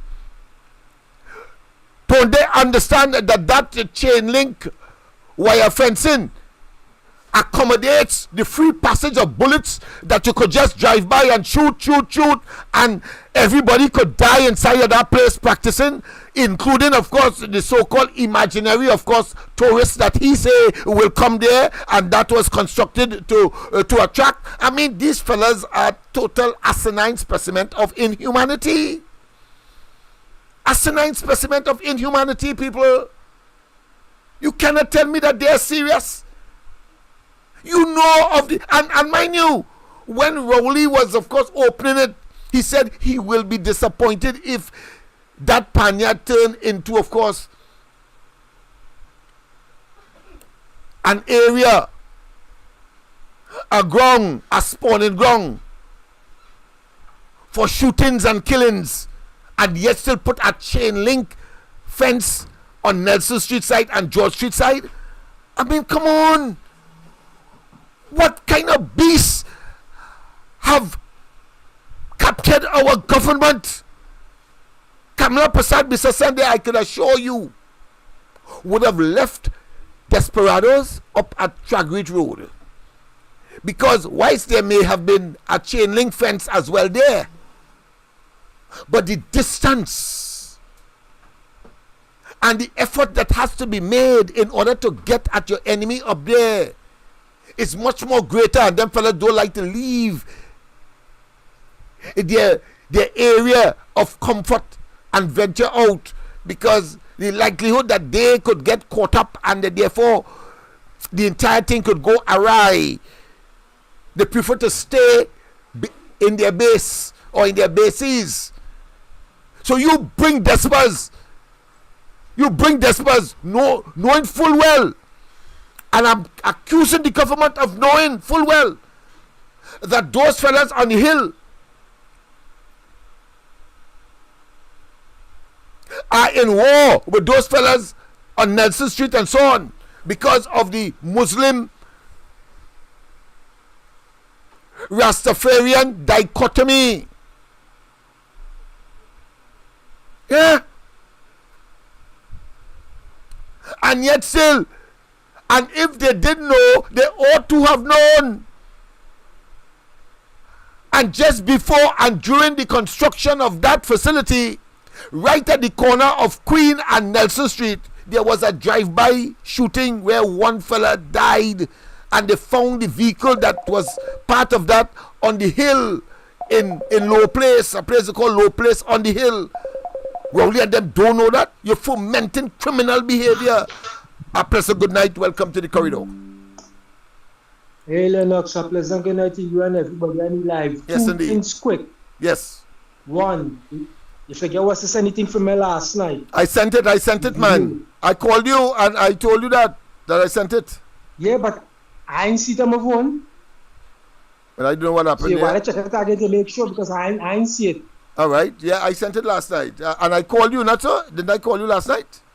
Yeah, you called me, but when I wake up this morning, I check, I ain't see it. All right. Well, I will check again and see because I couldn't just do that. I was saying something random and then you will send it back to me.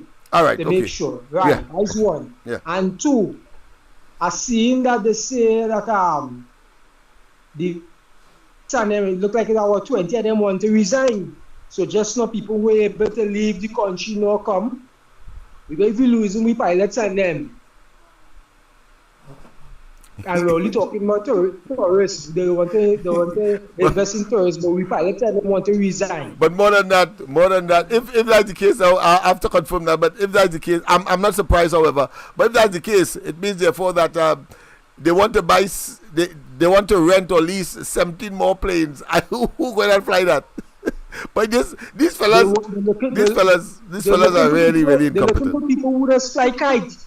They're looking for people who just fly kites in planes, them pilots and them. So they want to lose the reputation of BWIA into, of course, Cal now of being for safety. Next thing they go give them water to run the plane engines and so on. I will not put that beyond Rowley and them, you know. But we will see. So thank you very much for that information, that second piece. But the first part, I did send it last night. I'm going to check it to see whether or not it is there because I did send it. I took my time and I got it and I did send it. Let me see if I could get it now. And no, not now. Let me just play it for you. Watch, I did send you some pictures. I did send you some pictures with the same dry docks. All right. Right, and I ain't see nothing after that. All right. I did put. Let me see, boy. I'm looking on the screen now, and because I did send you a voice. I did send you a voice note and all telling me I didn't receive it and all too, and like you didn't see that and all too. All right, listen to this. This is what I would have sent to you. Ladies and gentlemen, I could not begin to speak to you today without going back to last Saturday and last Wednesday. Last Saturday, I spoke to you here about no, well, I ain't get it. How we were going to manage. I ain't get it. I didn't get that. So you want to send that to me, but I didn't get it. All right, good. Well, for the benefit of everybody else, I'll play it because one of the topics I wanted to raise tonight, of course, with the appropriate videos and so on, that I've yet to get familiar with, and as far as that technology is concerned, was to talk about how ineffective and how inefficient $22 billion was used for COVID. And Rowley and they are making excuse today that, of course, because of COVID, the economy was this and they couldn't repave roads, etc., etc.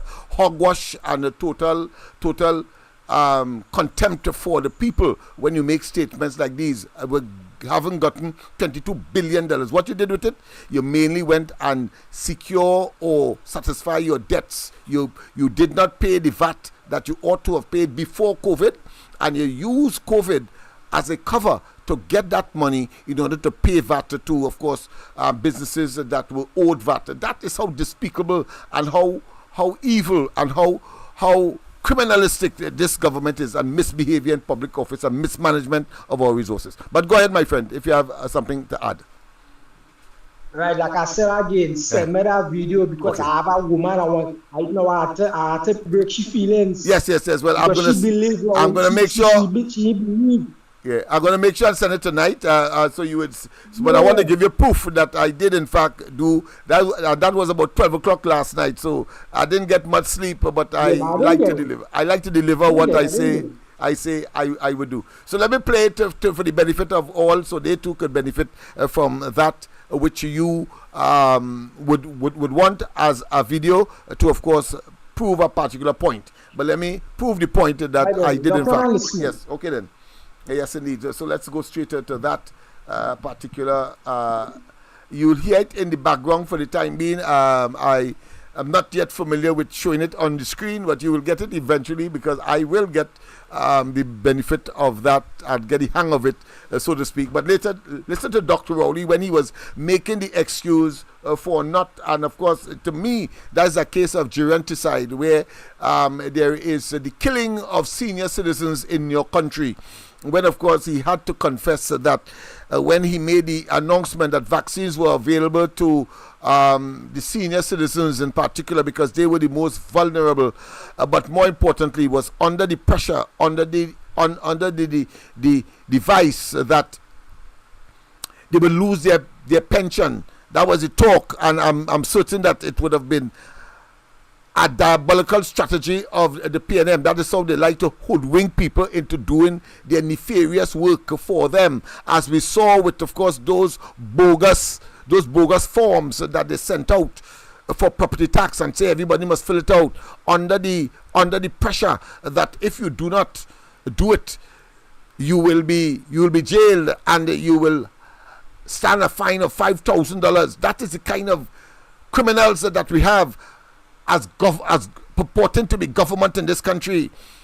So this was another episode in that tendency to be criminalistic and to force people to do what they normally will not do, and that is called entrapment. It is a criminal offense, entrapment, where you force people to do something that they would not normally do, did not do it spontaneously or voluntarily, but do it because of duress, because they found themselves in a state of Hobson's choice. They had no choice. Listen to Rowley when he, of course, came eventually to the public and tell us this. Ladies and gentlemen, I could not begin to speak to you today without going back to last Saturday and last Wednesday. Listen to him. Last Saturday, I spoke to you here about how we were going to manage through June and July. And it was all based on our understanding, appreciation, and confirmation of availability of vaccines. But there was a problem with respect to reaching out to the larger, wider population. And that problem was the communication system between those who needed to be vaccinated and those who were in fact doing the vaccination. As head of the government, I take responsibility for how the government goes about its business. You heard him? Confession? It's part of the government's business, and I take responsibility for it. But there was a problem with respect to reaching out to the larger, wider population. And that problem was the communication system between those who needed to be vaccinated and those who were in fact doing the vaccination. As head of the government, I take responsibility for how the government goes about its business. Yes. And this is part of the government's business, and I take responsibility for that. But Wednesday was a bad day. It was a bad day in that the government, through its agency, through its prime minister, its minister, its infrastructure, tried to do too much with too little. It was a bad idea to try to solve the problem of the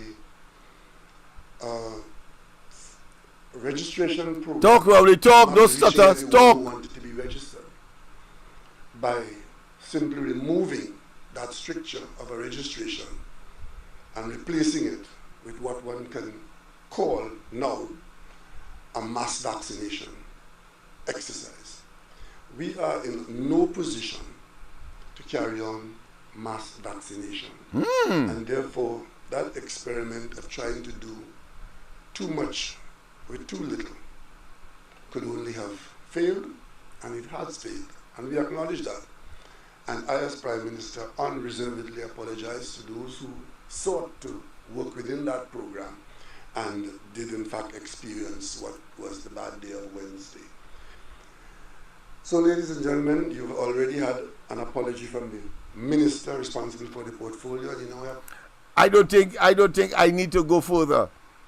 So you see the collapse, the ineffectiveness and the self-serving statements that they were concerned about the people and they were about the lives of the people and saving lives. Hogwash. A pleasant good night. Welcome. You heard it, my friend. Lennox. Hey. Lennox. Yeah. Dynatituno. What is? He did come after the fact.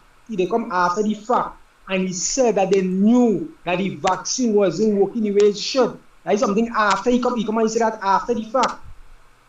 That one was a recent one just after the no, but you asked me. Let it be clear. You asked me that to bring something that states that he confessed that there was not enough vaccines, and he called out the people to be vaccinated. No, not that. Oh, no. Okay, but explain. That. Go ahead, explain. That next one. Okay.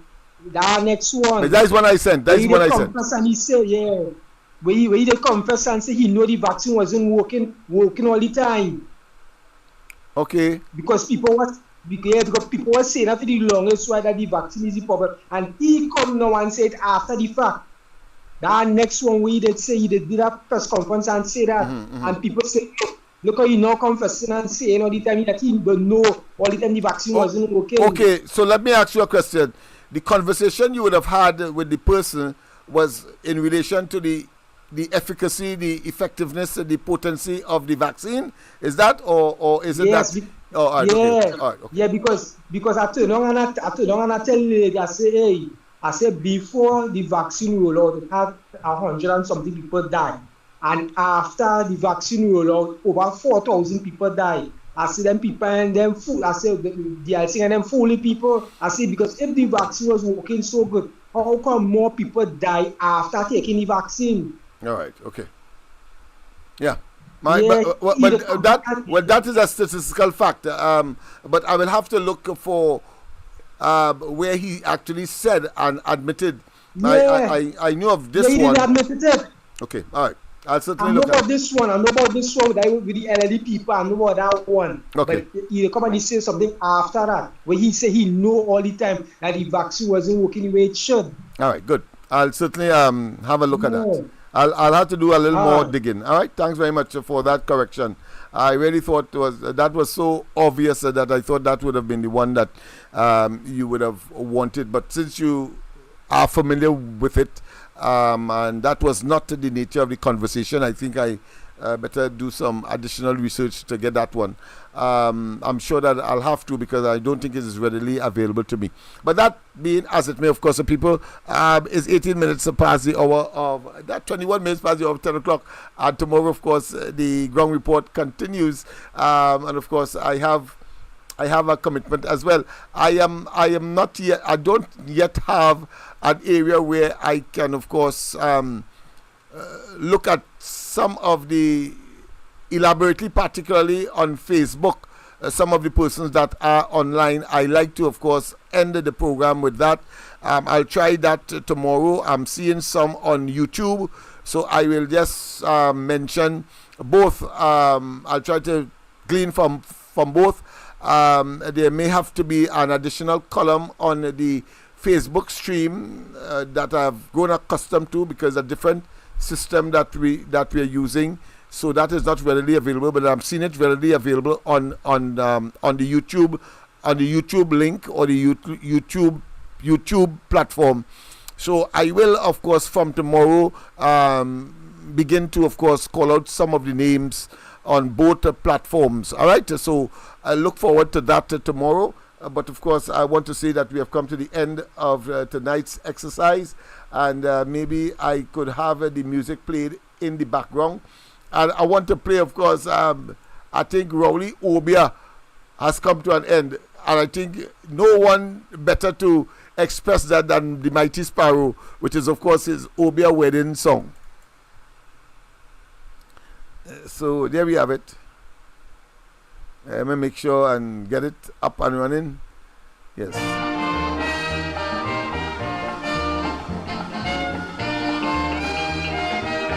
Rowley, your blight, your obia has been cut.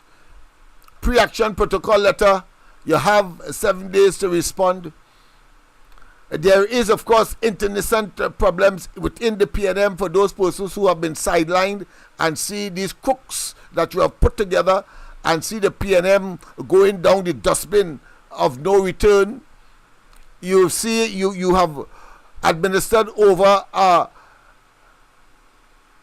rapidly deteriorating economy. You have seen the unraveling of the socio-economic pillars of the country. We have seen our young people having no sense of future and no sense of even present. We have seen, of course, too many people not to be concerned gravitating to a life of crime, and the criminal behavior elements are engaged in a kind of a situation for the rest of us, a Russian roulette environment where any one of us shot could be called, and you yourself confessing that. And more importantly, we have seen the undermining of our democracy, the rule of law, and our fundamental freedoms, misbehavior in public office, unnecessary but a very prolific exercise in recusement under the guise that they are doing best practice in circumstances of conflict of interests. Dr. Rowley, in a nutshell, you are the bane of the society. You have concocted, you have connived, and you have come up now after 8 years wanting and should now be relegated and preparing for the inevitable criminal and civil investigations that must be launched by the Kamala Persad-Bissessar administration when they get into office in 2025 maximum, and before any time now, because I'm certain that nobody with conscience in the PNM and have been sidelined and want to salvage what modicum or what minuscule credibility the PNM would have or could muster up or gain, to leave you alone there and you're a bunch of thieves in this kleptocratic environment that you have nurtured and fostered, and now the destruction inevitably of Trinidad and Tobago. People, have a wonderful rest of the night. Thank you very much, of course, for your support. And I leave you, of course, with, first and foremost, with Mighty Sparrow. That Obia thing ain't work, Rowley. You have to pay the piper at the end of the day. Get thee hence, you Satan.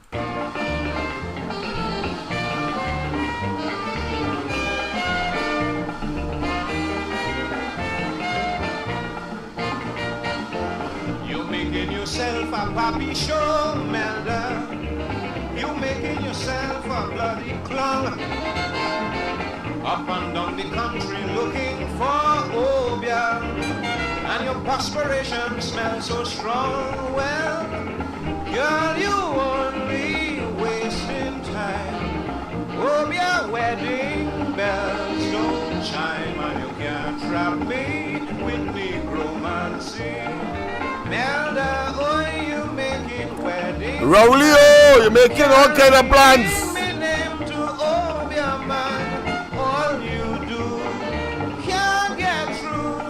Still ain't gonna marry to you.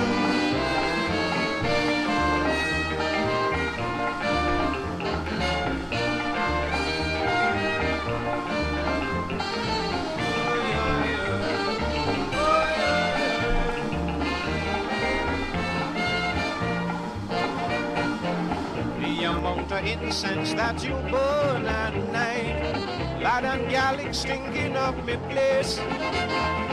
So much different color candles that you light, rubbing red lavender in your face. Well, nastiness will cause your death. Girl, no man can stand your breath. cigarette. You're too damn nasty. Get away from me. Nelda, oh, you making wedding plans, carrying me name to Obiaman. All you do can't get through. I still am married to you.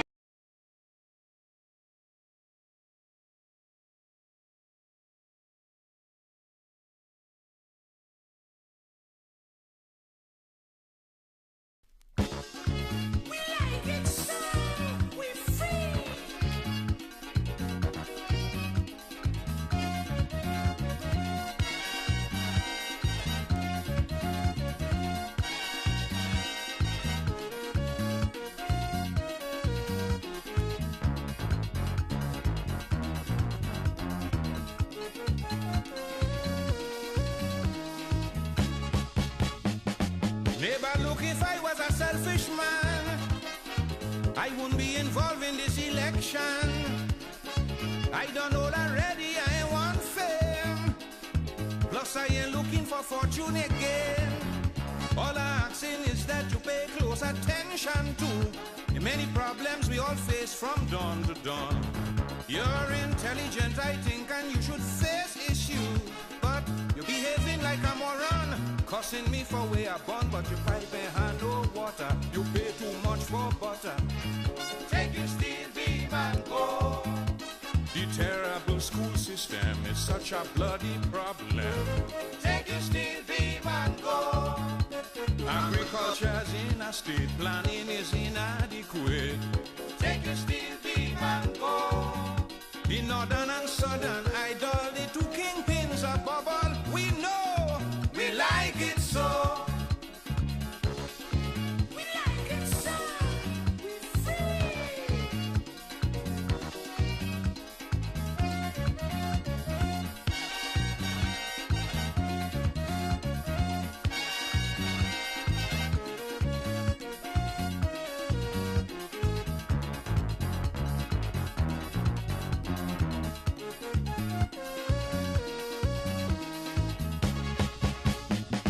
Anything that's wrong, he go put it right. Georgie Porgy tell we the other night. So instead of displaying impatience, cool yourself and give the fella a chance. How the hell you could say O&R go do better? Bet we send you back Grenada in a drum. We and Georgie going to put it right together. We have freeness and freedom, plenty roti, plenty rum. Hospitals have no limit, this brown paper they using. Take your steel beam and go. Public transportation is an abomination. Take your steel beam and go. Well, food, clothes and rent is proof. Cost of living gone through the roof. Take your steel beam and go. Classified information for personal gain is common, we know, but we like it so. We like it so, but we're free.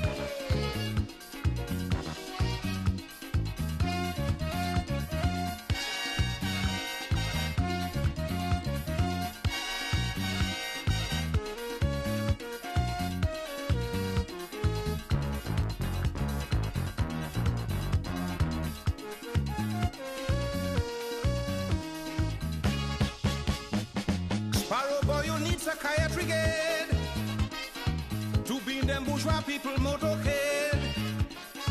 Me afraid to tell you straight to your face, you back in a jackass in a horse race.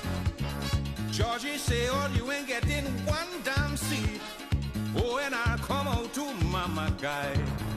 And Bokassa say how all you going to feel the heat. The penalty to oppose is high, that's political suicide. We have no house, so we squat, living with cockroach and rat. Take the steel beam and go. The cesspit flowing over, you could catch yellow fever.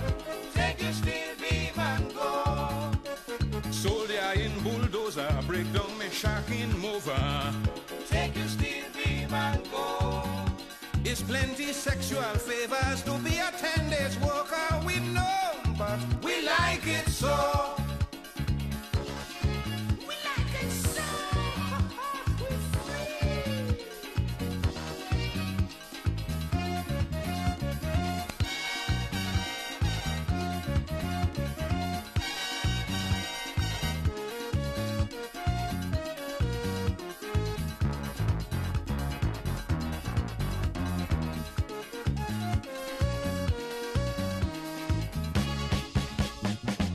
It ain't have a single thing you could say could make me abandon me ballies. No steel beam go fall down on top me head. Sparrow as a PNM till I dead. Buddy, you may be shocked when I tell you this. Hudson Phillips is a Yankee CIA, and the whole of ONR is only communists. They'll take Carnival away and make people work each day. It's years you in a union and can't get recognition. She said, take your steel beam and go. The unemployed